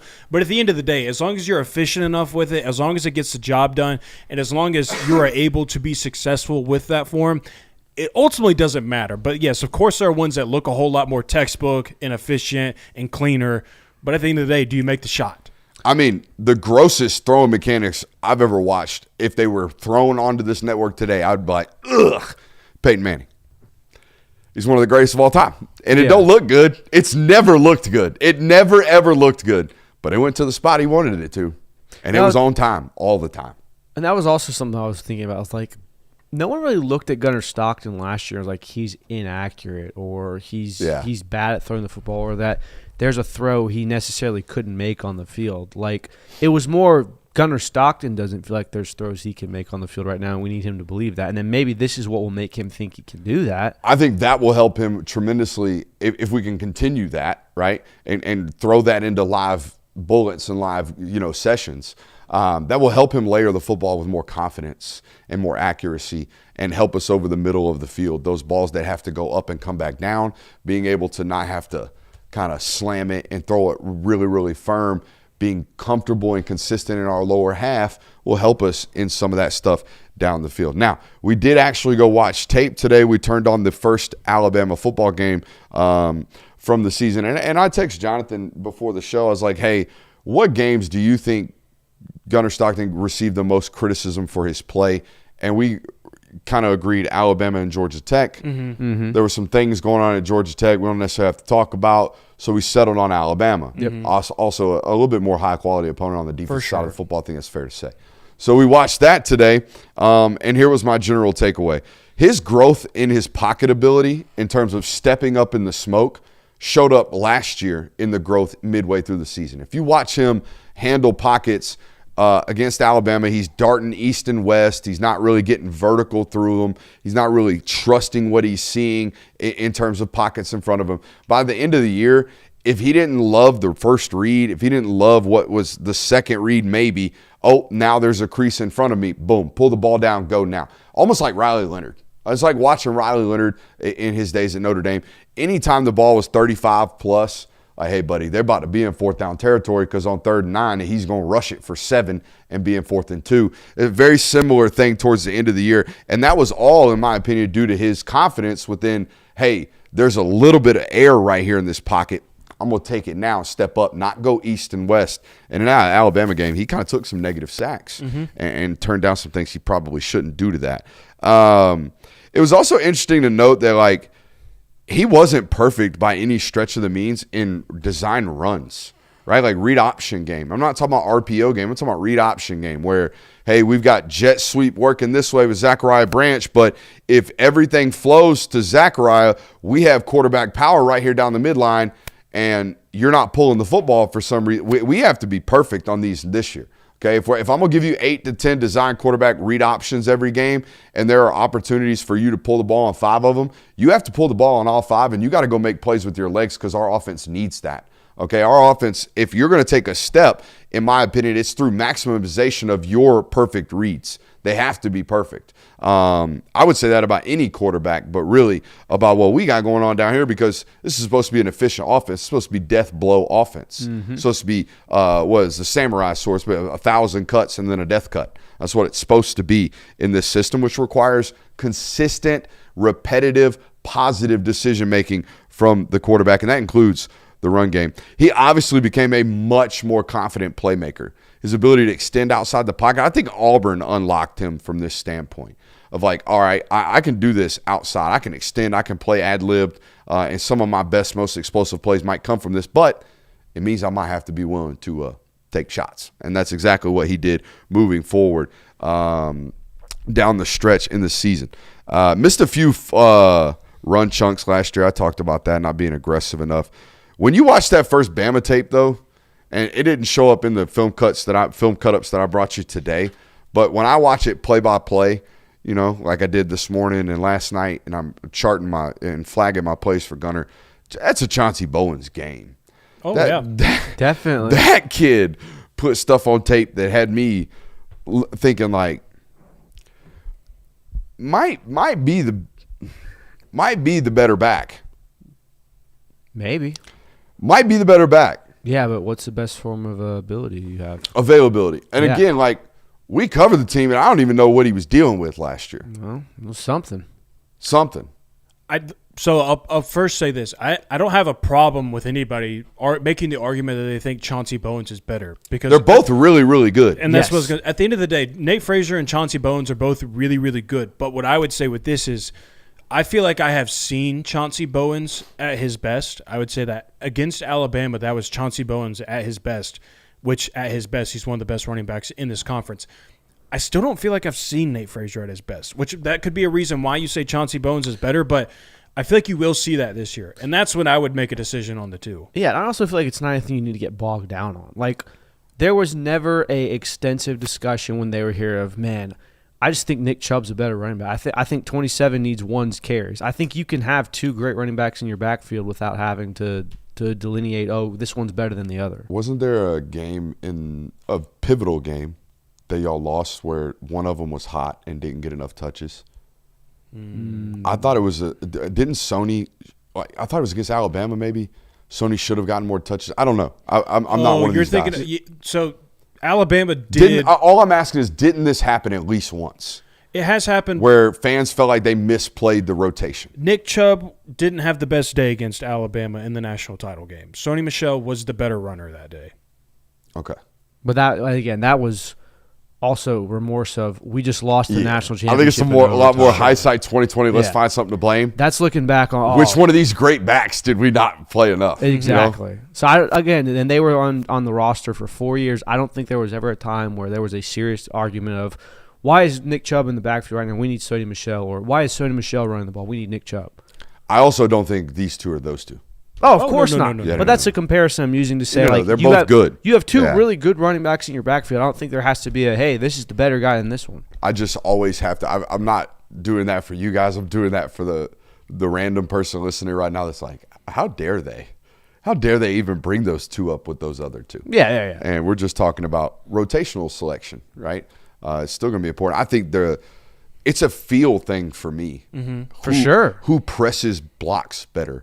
Who feels like they have better vision in the hole? Who can tell? Who understands backside flow of defenders better? Like I think Chauncey has better feel when he has the ball in his hand. And this Nate just runs far more tenacity, far more ferocious. And obviously, this can be attributed to how last season ended for Chauncey. But I mean, he should be talked about more. I don't think people quite understand how good Chauncey Bowens is. People understand and have a good recall of how good Nate Frazier is and understand his ceiling. I don't think people, at least nationally, quite understand how good Chauncey Bowens is and can be. It's fair. Home and Homes in major jeopardy. Here we go again. Talk to him. So, yeah, there's reports now that obviously Georgia and Clemson had a home and home scheduled for the back end of the 2020s. And for those of you who are young, Georgia and Clemson was once a pretty ferocious every season rivalry, and then conference schedules became one of the major things, and the two teams no longer played annually. That rivalry was reignited in 2013 and 2014, or when they shared a home and home, and then we've since seen a lot of neutral site games, one in 21, another one in 24. They had some home and home games scheduled in the late 2020s, but it seems like those will probably be, like we've seen with many other Georgia ones, rescheduled and become neutral site games. We saw this with Florida State. Georgia's done this with, who else was it, UCLA, but that was just an outright canceling. So a lot of home and home out-of-conference matchups seem to be in jeopardy. If you might have mentioned it, but they're essentially doing this with Florida. They had an opportunity to make that a home and home for 2 years and chose to make it separate neutrals in Atlanta and Tampa. We've always been very forthcoming about this topic. We're privy to information that's not necessarily sensitive, but it was revealing when it was made known to us. It doesn't cost money to host a football game, but it certainly doesn't make you as much money to be paid to go play one, right? Which is what these neutrals are. All right, so when Mercedes-Benz opens their stadium, they give Georgia $12 million to come play in that football game. Whereas when they have a home game, they might sell $12 million worth of tickets. That's fine. Or however much money they get from tickets and revenue sales when they're there and concessions and all that good stuff. First of all, pretty sure you have to split the concession gate with the opponent. Also, maybe not. Who knows? Don't think but home games come with security costs. Home games come with operational costs. They come with logistical problems that cost money. Neutral sites do not. Nope. We live in a sport now, unfortunately, that is all about bottom line. It's always been about bottom line, but used to it was, hey, how much of this money can we save together so we can buy an $85 million indoor facility that we don't need, or a brand new locker room that we don't need, even though we got one 3 years ago. That's what it used to be for. Now it's, how do we make enough money to compete roster-wise, because we're giving out $21 million out of our rev share for this, plus whatever money we're siphoning out to get to the magic number that we have to get to. So college football has become about money, and this is what this is. I'm pretty sure these stadiums even give them stipends for travel costs. They cover the travel costs. They do, to a certain extent. It costs Georgia absolutely nothing to play down there in Jacksonville, and they give them a fat cut. Mm-hmm. So that's why they do this. And that's great for the program. It but sucks for the fans, Oh, and I know absolutely. that. And look, we just got done hyping up Josh Brooks, and he was very forthright and forthcoming about this. He basically was asked about the patches on the jerseys. Very similar concept. It's like you're selling your soul for money, but we have to. Look, I hate neutral site games to begin with, but what I would really hate is this is what would really throw me over the board is if Georgia and Clemson end up playing in Dallas, Texas, stupid. Is that a possibility? Yes. Dallas, Texas is one of the potential landing spots for this game. So we're going to have two schools that border one another where there's a perfectly fine NFL stadium either in the state of Georgia or heck, go play it in South Carolina, whatever. We're going to go to Dallas, Texas. We're going to make fans travel to Dallas, Texas to watch a neutral site game between Georgia and Clemson. That would really throw me over the board. But what if I tell you Jerry's going to give you 15? Well, look, 15 mil. Look, and I understand logistically it makes complete sense for these schools to do it. But for the fans, it absolutely sucks. I mean, no, and this is – it's the most unfortunate part about it because fiscally it makes the most sense. It makes the most sense all the way around because it's making more money for the program. When you make more money, you can buy better players. You buy better players, you get more wins. It's obviously a circle. The guys that get screwed over, though, are the season ticket holders or the people who can only come to an X amount of Georgia games a year. They can't afford flights out to Dallas. They necessarily might not be able to drive to Atlanta for the Benz or to North Carolina. Like, those are the people that get screwed over out of this. And those are the ones that matter most. Those are the guys that have fed the program for as many decades as it's been. So, look, I won't name him, but I got a buddy of mine who's been, as long as I've known him since I've been in this business, since 2019, has been an advocate. I go to every game guy. And every year, it's cost him tenfold because they're getting better. Don't get me wrong. Like, Georgia's one of the biggest programs in the country now. And in 2019, they were one of the 10 biggest teams in the country. Now they're one of the 3. And that drives up everything. Every price is more. But also coincided with NIL. And so this individual, and I'm sure he is a microcosm of a lot of fans that have received or reached a level of fatigue with this stuff. Every time I turn around, you're telling me that it's all about money. And eventually, it's about my money too, and I'm going to stop spending mine to support you eventually. Eventually, we reach that line of demarcation. And I think for some fans, at least for some that I talk to, we've long passed that. We've gone long past that, where we got guys buddies of mine that have dedicated years supporting this football team, hundreds of thousands of dollars. And now they're looking at it like, I don't know if I'm going to do that this year anymore. Yeah. Now, with that said, I do think it is worth admitting that, like, I think in certain instances, making a game like this for a neutral site would be beneficial. Like, as a Georgia fan, flying out to Pasadena, California to watch UCLA play, even though they'd be coming to Athens next year, okay, maybe make that a neutral site game. I understand that. Or Notre Dame. And even though there's been some incredible environments, it makes sense when the program you're facing is so far away or across the other side of the country. Clemson and Georgia, I think, are like an hour and some change away from each other. Why that would ever be a neutral site game is beyond me. And look, the biggest games of the season are already played at neutral sites. Playoff games are already put at neutral sites, and we get the 50-50 split, and we get that. Regular season games don't have to be that. Agreed. And I know that's coming from a program who is annually making the college football playoff, who's getting those opportunities to go and play those neutral site games. So I understand that's a very small percentage, but I would wonder what the difference between neutral site TV ratings and home TV ratings is, because we know that TV ratings are all that really matters to TV diminishing. money. You think they're diminishing, or do you think they're a net neutral? That's what I'm saying. I think it's probably just like Right. it's one of those things Which where is why it empowers them to think that this is okay. Sure. You know? Again, like I said, from a bottom line standpoint, the people that want to watch the game will watch it on TV, whether the game's played in Athens, Georgia, or on Mars. If it has 30,000 people in a freaking NFL stadium that's deader than hell, or if it's got 97,000 screaming their head off inside of Sanford, Right. Now it's the same TV product. Now you're taking away from the in-fan experience, the people that have dedicated their time, their money, their entire day to watch that team play and support them live and help your team. because Kirby Smart's talked about it, like being in the stadium and making an influence has an impact on the game. So those people are the ones getting screwed over. But there's such a small fraction. Wonk82 in the chat says, heck, I'm at the point now where me and the wife pick the games we want to go to, and we are still paying the same or more than just having season tickets that we used to have.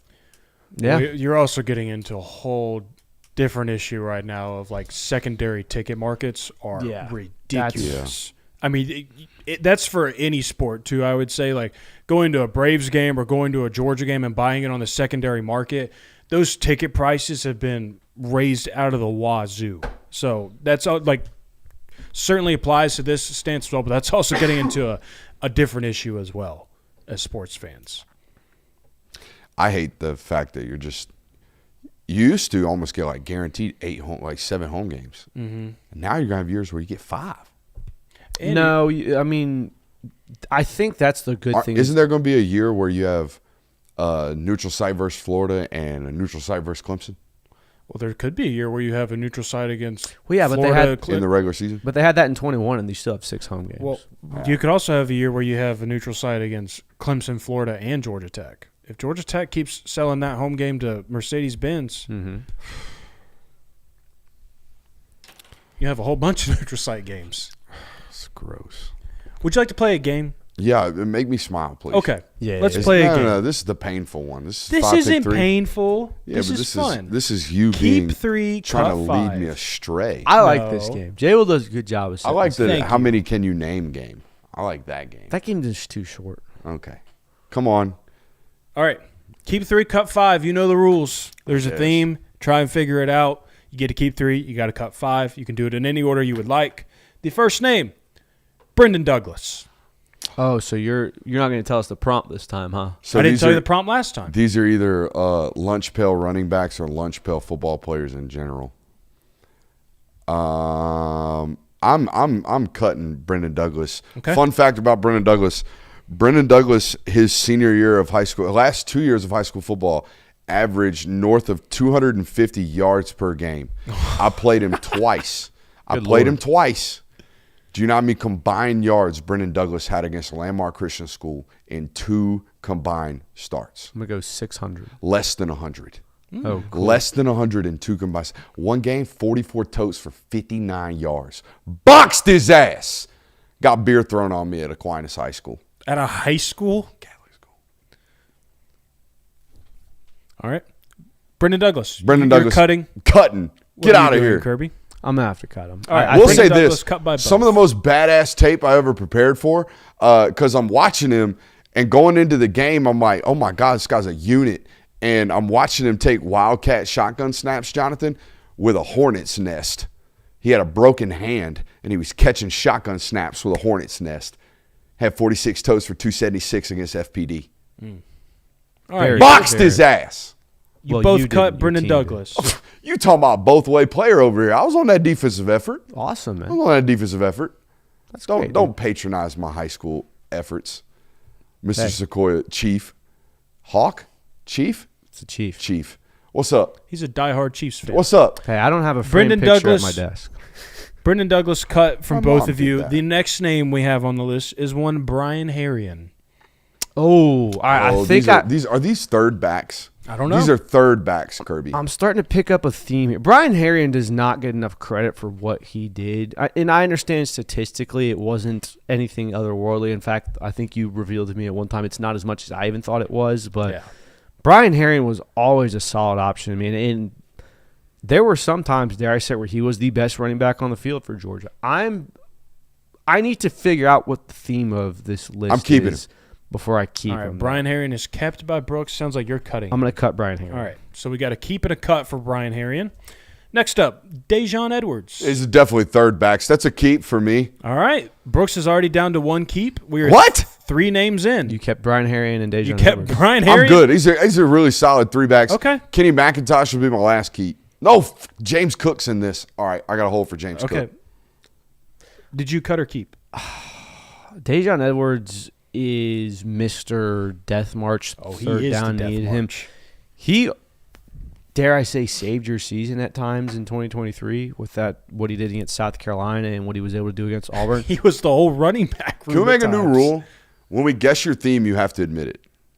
Well, Next round. When we guess the theme, you have to tell us. I'm sorry. Is the game too hard for you? No, I'm just saying. There's got to be a little bit more advantage here.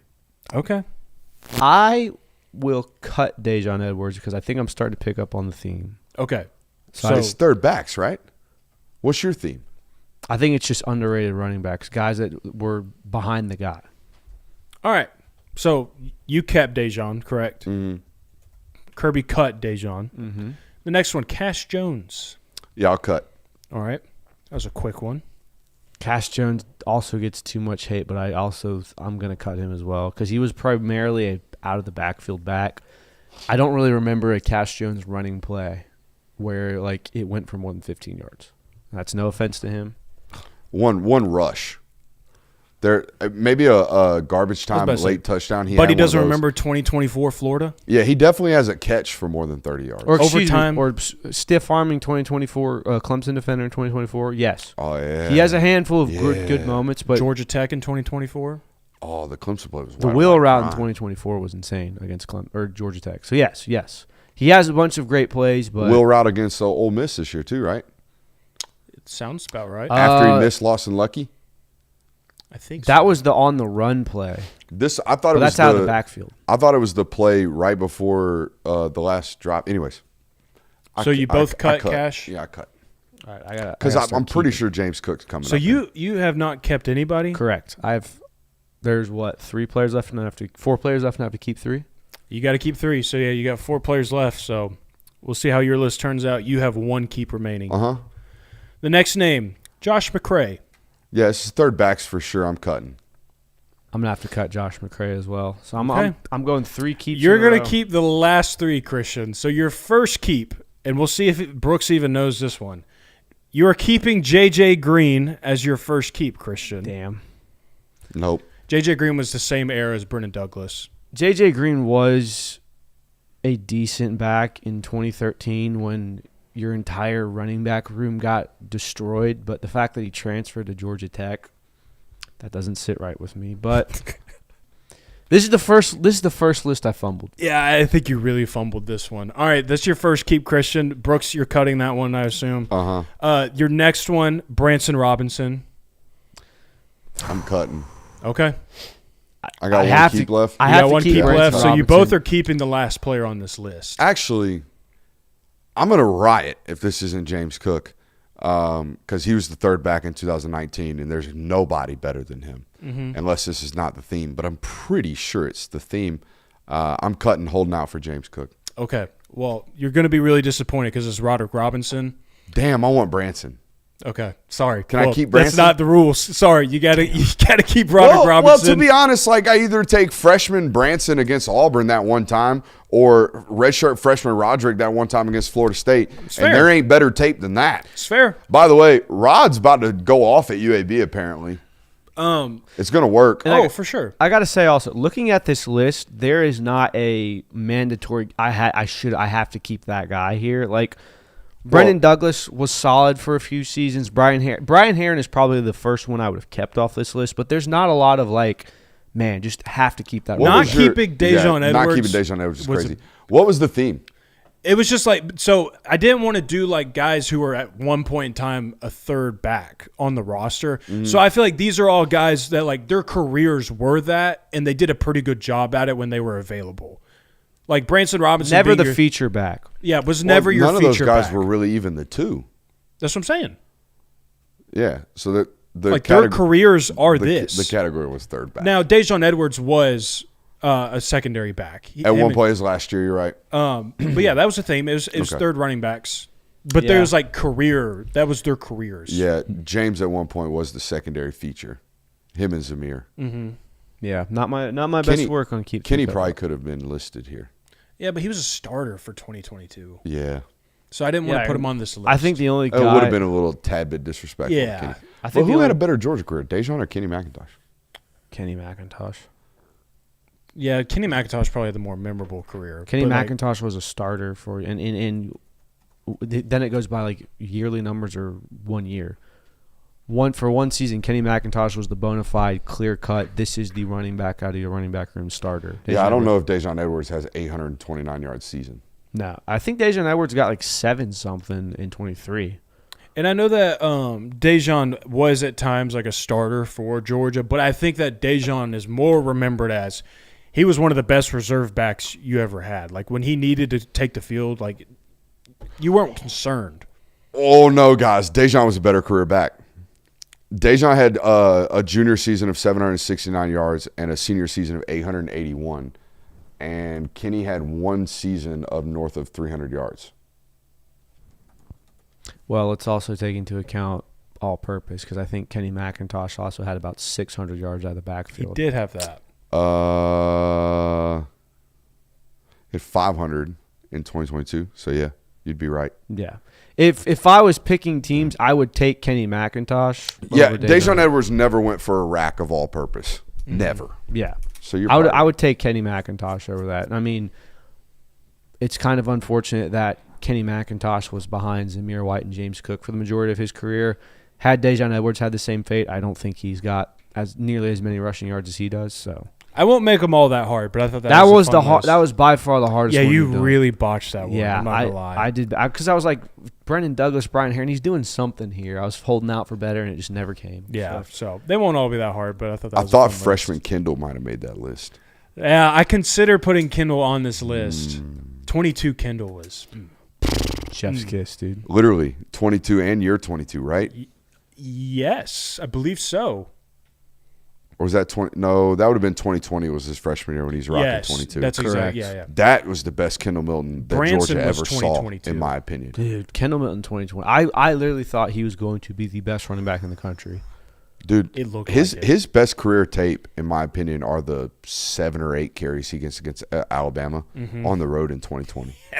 Yes. It's like, what is this about to be? And the thing, but like for Kendall too, hamstring like injuries. Despite the injuries though, he still was pulling. Like he had some of the more explosive runs Georgia's had over the years. Yeah, at 6'2", 230 pounds. Like that dude had he was the explosive runner. It was weird too because all those explosive runs were almost never making a defender miss.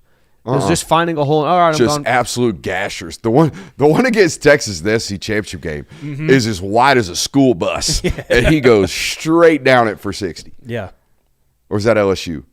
LSU. That's LSU SC championship game. Kendall Milton was one of the SC championship games. The first drive of the game is capped with. It was about Alabama in 2023. Is capped with a Kendall Milton 30-yard runoff tackle. Yeah. Do y'all want to talk notes on an old Georgia game or players who are going to make the biggest leap in 2026? Let's go biggest leap. I think biggest leap. All right, I got a list of 5 names that I think ascend into absolute blue chip status. Okay. I'm talking about dudes, like arguably the best, if not top 3 standards stamped at their position by the end of the year. You ready for these 5? Yes. Chris Cole, lock. I think by the end of the year, Chris Cole is labeled one of the best linebackers in college football. I think there are going to be some people that compare him in the NFL draft process to a prospect like Arvell Reese. I think it's like this dude's 6'3", 235 pounds and ran 4.59 with 35-inch arms. What is this? What do we do with this? He has 12 career sacks. What do we do with this? He's got 75 total tackles last year. What do we do with this? You draft him inside the top 10. That's what you do with this. Yeah, I think we all probably have Chris Cole on this list. Yes. As players. I think by the end of the year last year, people, at least coaches that I talked to, were like, hey, you watching this 9 on film? Like, yeah, buddy. He's covering a lot of ground. Elias Williams will enter into this discussion. Yes, also on my list. By the end of the year. I think Ellis Robinson enters into this discussion by the end of this year. Elijah Griffin will be in this discussion by the end of the year. And Juan Gaston will be in the discussion by the end of the year. I put Don Juan on mine. They're one unit now. Oh, Donnie and Juan? But it was so interesting last year that Donnie Glover got a lot of recognition for what he was doing for great reasons. I mean, he was a phenomenal player. Didn't seem like Juan was getting as much love as he probably deserved. Well, that's the other thing I forgot to mention in the film notes on that Gunner study. Why they didn't know that was the best option at right tackle when Ernest Green and Monroe Freeling were struggling with injuries, I don't know. Yeah. Because the other 2 options, those who shall not be named, were turnstiles at tackle. like borderline unplayable. That was Tennessee, or was it? It was this was Bama, dude. too. It was the stretch. It was Tennessee, Auburn, Alabama, Kentucky. Like you're out there just trying to figure out who can play, and then you figure out really quickly. Oh, 73 is playable. Holy hell! And then the moment he finally got comfortable at tackle, they get healthy and they kick him inside the guard, and he's kind of doing this at guard. He doesn't really he didn't feel comfortable at guard. It's why I'm at the point now where I selfishly I do not want him playing guard. I know that he can play both, and that's great, and that'll be awesome if it needs to be happening this year for Georgia. From our best 5 is him playing guard sometimes, and our best 5 is him playing tackle sometimes. That's great. His best ability is at tackle, and there's no doubt in my mind that is the case. And wherever, I think he's going to be so good this year, no matter where he's playing. It's going to be like, holy, what is this? Definitely. Now, I didn't phrase mine into like blue chippers, but I mean, I think that's essentially kind of what you're projecting with this list, anyways. Well, no, I mean, there's guys I think like Gunner's going to take a leap this year. I don't think Gunner leaps into top 3 at the position status. I think Chauncey Bowens takes a leap this year. I don't think he takes a leap into top 3 in college football at running back status. Those 5 names I just rattled off, Chris Cole, Elias Williams, Ellis Robinson, Elijah Griffin, Juan Gaston, I think by year's end, they will be argued upon as they are some of the best at their position in the sport. Mm-hmm.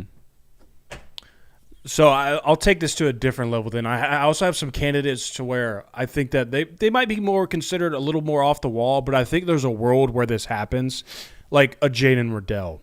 Yes. How big of a Jaden step Riddell, forward for yes. Jaden Riddell? Like, does he become the guy in the tight end room? Like, is he the best playmaker, the most utilized tight end in the room? It could be that big of a jump for him, especially when you consider what his career has been up to this point. Like, the leap he could take this year could be the biggest on the roster. You're eyeballing something, and it's I'm just really confused.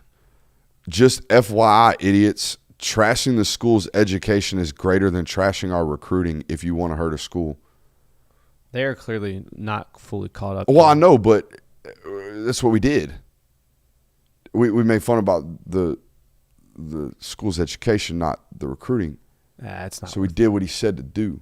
It's not worth getting bogged down on. I know.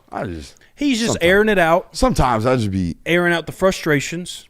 Thank you for being here, Mr. Lloyd. Thank you, sir. I would say also, like, even if Jaden Riddell is a rotational player this year and contributes, like, he does not have to be some star for it to be a big jump, because let's be honest, Jaden Riddell has not seen the field that much up until this point. He's a great candidate for this list because he's shown signs of doing it. Right. Unlike, in my opinion, what chat's suggesting right now in a former player or a player like Nnamdi Agboko. Mm-hmm. Nnamdi hasn't shown me anything other than what he looks like that he is about to take this leap that we are talking about. Correct. Right now. Yeah. Another name I have in this category is a Dwight Phillips. This really just boils down to the usage. Like, how many touches can he get? Can we stay healthy throughout the season? Can we be available for these moments? And again, like, it's a crowded running back room, so how can we craft these opportunities for Dwight Phillips? Not saying that he's one of those players where you have to craft them, but it does kind of feel that way because we got to get Nate touches, we got to get Dante touches, we got to get Chauncey touches. Then we got to get Dwight. I do think there's a lot of people. Sorry. Go ahead. I do think there's a lot of people that heard that list of 5 and they're like, where's KJ Bolden in that list? I have him on mine. Do you think he's one of the top 3 at his position? I think he's labeled as that right now already. Yeah, I kinda think he's going already into the labeled as season. that. I think he cements that, and I think he has the opportunity to. We always talked about it. It's obvious that KJ Bolden has not fully reached his ceiling. Yeah, and that he the needs ceiling, to take a step, but Right. I don't know if there's room for him to take some massive leap. That's Right. fair. You know what I mean? The room to leap is probably not as much there. His floor has always been very high. Yeah. I think it's more just like we know that he has not reached the ceiling yet. Has he ever been hurt? No. That kid's played every game he's available for. Now, He has played in 24 or 28 straight games at the University of Georgia. had so. Georgia moved on in the playoffs, I think his status probably would have been Yeah, kind of with up the in the shoulder air. after Ole Dude, Miss. I was like, he's done for the season. He came back in though. He came did back come in. back in. 2 plays later. Insane. But no, he has not. KJ been Bolden is That's an interesting thing for a guy that's built like that. Because the Agreed. NFL, by the way, the NFL is going to say something about his size and his frame. Agreed. But they're going to look at that and go, wait a minute. He never missed a snap? Yeah. Never missed a snap that he's available for. That's insane. Definitely. Plays with no fear. None. I also have Sokovia White-Helton. Again, this is kind of in the Jaden Riddell territory, not in the sense that we've really seen it yet because we didn't get to see him in the spring game this year, but in regards to what his career has been up to this point. Now, I will say that he has kind of shown signs of this in opportunities in the game. Like when he gets the ball, good things tend to happen. Just how much are we able to get him the ball this season? That's the big question. Yeah, the reason I thought about adding him, the reason I left him off was because I don't really know where the baseline's at right now. Like, I don't know if Sokovia White-Helton has a lot to improve upon or if he's already kind of polished to his point or if there's, like, room for a leap. Like, he just has not seen the field that much, and that's not honestly been through a fault of his own. You're not going to start over a guy like Zachariah Branch, especially when Georgia gave up the resources they did to get him on the field last year. So I don't hold anything against Sokovia White-Helton right now for saying he's got to make a big leap. I think he could absolutely be a name that is a household name by the end of the season, but I don't know if that would mean he leaps a ton. Yeah. Jaw Jackson's on this. Jaw Jackson is on my list. And I think Jaw Jackson is the epitome of a guy who you hear about, oh, my God, he's so big, but he's got to figure out the position. He's got to figure out the position. It's been, 2.5 years of figuring out the position, and if he actually is a starter this year and is a serviceable player, he would have obviously figured out the position, and he can be a very, very good player for Georgia. So that's why I have him on a player who could make the biggest leap. I also have Justin Williams on this list. I think everyone's going to be looking for, where's C.J. Allen's replacement? Who's the next C.J. Allen? Who's this? Justin Williams has been very quietly contributing to Georgia's defense. He has been in packages. He has seen the field in big moments. He has not been a big-name guy like you would expect a Justin or a C.J. Allen or a Raylan Wilson or a Chris Cole to be, but I think Justin Williams makes a big leap this year. I also have Rayshawn Dinkins and Chase Linton. Rayshawn really, I think, could take this leap just kind of based on what you saw in the SEC championship game. And still got to earn his playing time because it seems like Khalil Barnes is going to lock down that star spot. So him and Zion Branch splitting reps at safety, but he could certainly take this big leap. But I do want to talk about maybe Khalil Barnes being in this conversation because Khalil Barnes has been a great football player prior to his time at Georgia. Really good. I would like. Well, it depends on what frame you want to look at it, I would say. Like, great football player in the sense of, as a football player, he's a great football player. I think it's safe to say that he's a great football player. You think so? Yeah. Do we have any first, second, third team All-ACC selections? I don't know the answer to that question. Well, I'm in the middle of talking right now. So I'll look it up. I'll look it up. Okay. I think he's been really good. I wouldn't say he's been great. Okay. That's fair. I mean, I don't know. We might take a leap to great is what you're getting at. Go ahead. Well, and just kind of like him now being on, and not to do this to Clemson, but him now being on a Georgia defense, and like say he kind of arcs into this or molds into this Tyke Smith type impact, where a transfer comes in, starts at star for Georgia, arguably one of the most impactful players they have on defense that season. I think it could really open some eyes of what Khalil Barnes is capable of. We are a freshman All-American. Okay. Yeah, so I mean, it's certainly there, and I think Khalil Barnes could be a guy that. Now, Georgia's track record of doing this isn't necessarily fantastic, but you get a transfer player in and they unlock another level to their game. I would say Zachariah Branch is the prime example of this. I would say you could maybe even say Colby Young was on trajectory to do this, for sure. Even though it never ended up being that. Like, I think we all agree that if Colby Young finishes either season at Georgia, he is probably a much hotter commodity. Correct me if I'm wrong, though. Khalil was playing safety for Clemson. Yeah. I think him maybe being in this new position where I think it kind of fits his strengths better to be closer to the ball. Mm-hmm. I think it could form into him having his most impactful season as a college football player. I wasn't causing or raising a flag on the take that he might take a leap. I was raising the flag on the he's coming in a great player. I think he's coming in a really, really good college football player. Right, and again, like what I was saying too. Like Tyke Smith came to Georgia, a great player. Right. He's first-team All-American. For sure. That's a great player. And I guess like when I said like great football player, I was more so talking about like he's a great football player in the sense of like he understands the game at a high level, very instinctual. Like when you talk about a football player, like he's great at what he does. Great ball player. Yeah, a great ball player. That was more so what I was aiming that towards. I didn't mean to bog us down. That's on me. I'm being a butt. It's fine. It's fine. The last player I have on my list for someone who I think could make a massive jump, and this is a guy who kind of came on towards the tail end of 2025, was a pleasant surprise at a time when you really, really needed them to contribute. I think Zayden Walker can make a massive leap. He who is constantly forgotten. Every time. And I was made sure to put him on this list because of that. I think he can kind of be your designated pass rush guy. That dude is so big. He's huge. And you didn't I saw him at Kristen Miller's draft party. Gotta be 242. I mean, gotta be. He looked as thick as JJ Hane. Mm-hmm. Now JJ's like 6'4", but like big. Yeah. A big man that plays off-ball linebacker. And I think the fact that you also didn't see him on G-Day and he's kind of been under the radar and all the talk is about Justin Williams and all the transfer safeties in the back end, like it's very easy for a guy like Zayden Walker to go under the radar. But I think if you get to the end of the 2026 season, you're going to go, my gosh, he was night and day from 2025. And, of course, he was. He was a true freshman last year who ended up making some massive plays for you near the postseason. Kirby, you watched an old Georgia football game. Here's what I want you to do if you can. I want you to give me tidbits and see if I can guess the game. All right. This is actually good because I'll be able to – the first few notes I have are – I forgot to prep you for this. I figured I'd give it to you audible-wise. All right, so the first note I have on this is just straight up RIP the Georgia Dome. So we're pre-2016? Okay. So this was one of those, like you looking and like the iconic scenery around it and just the vibe of it. It had a different. Mercedes-Benz is a great stadium. Love it. The Georgia Dome was special. RIP to the Georgia Dome.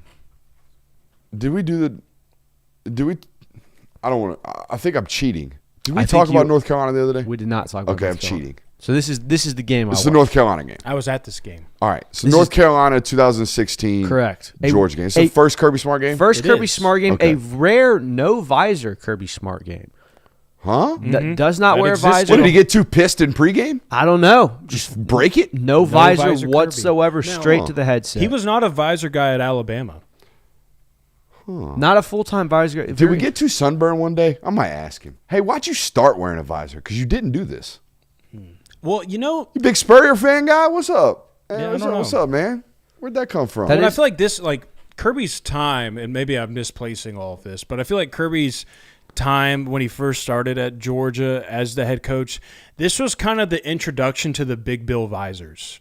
Yes. This was kind of where that was picking up steam. Yeah. Because Kirby in a normal skinny visor that you see a lot, like an Ian Poulter visor, Kirby wouldn't rock that. No, he wouldn't. He can rock a Big Bill visor. That's a great pull, an Ian Poulter visor. Yeah. Yeah, this is Big Bill visor. Speaking of this being Kirby's first game, it was so odd. Like you could feel the buzz and the atmosphere in that stadium of this is Kirby Smart's first game. It's going to be our first look at Jacob Eason, who we expect will sometime take over.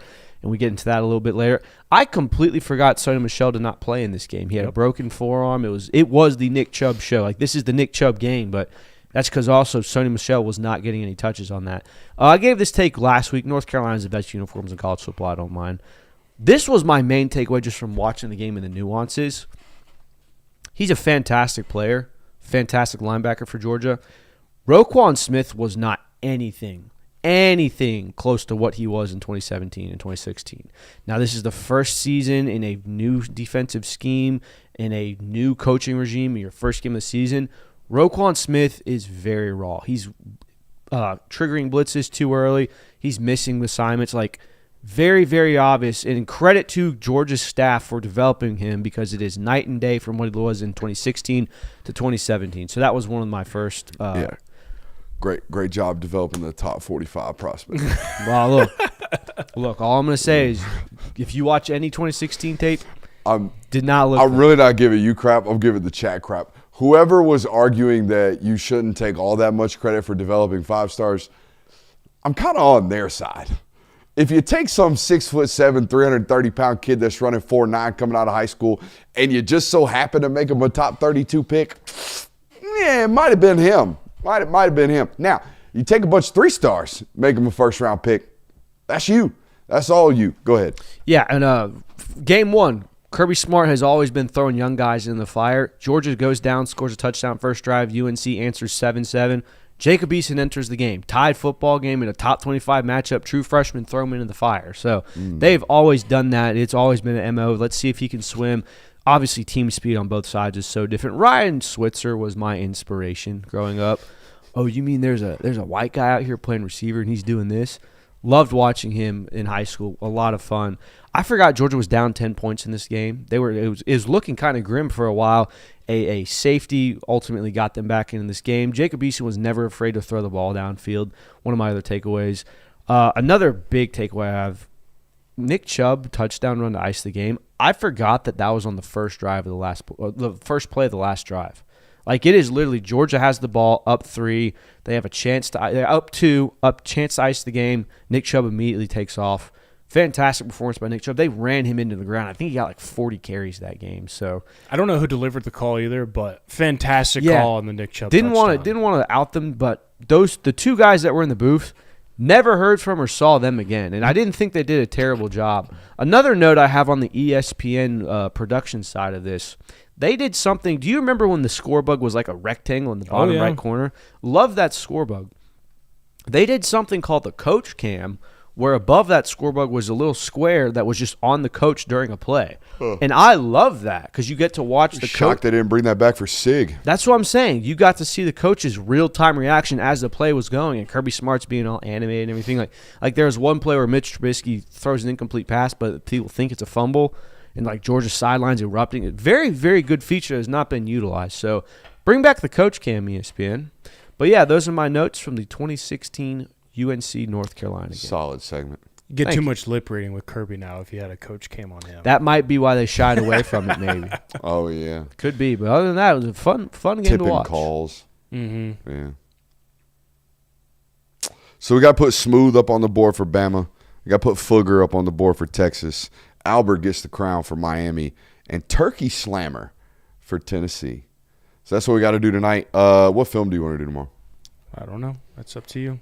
All right, so first commenter is probably going to be a Georgia fan. We don't want to do that. We just did Georgia. It'll be somebody. We'll break out some film tomorrow. I do have top running backs in college football coming out. Just got done watching Keywan Lacey. Got to watch the rest of the guys, too, so we'll see that. No Big Ten guys in that, though, because you can't watch their film. But they'll get put in the rankings. We just won't have them on the film breakdown when we ultimately get to that. Make sure you hit that thumbs up button on your way out. I love you. We'll see you tomorrow. Bless you. Way to end the show. Yeah, way to hold it, dude. Way to hold it. I mean, you were a professional, dude.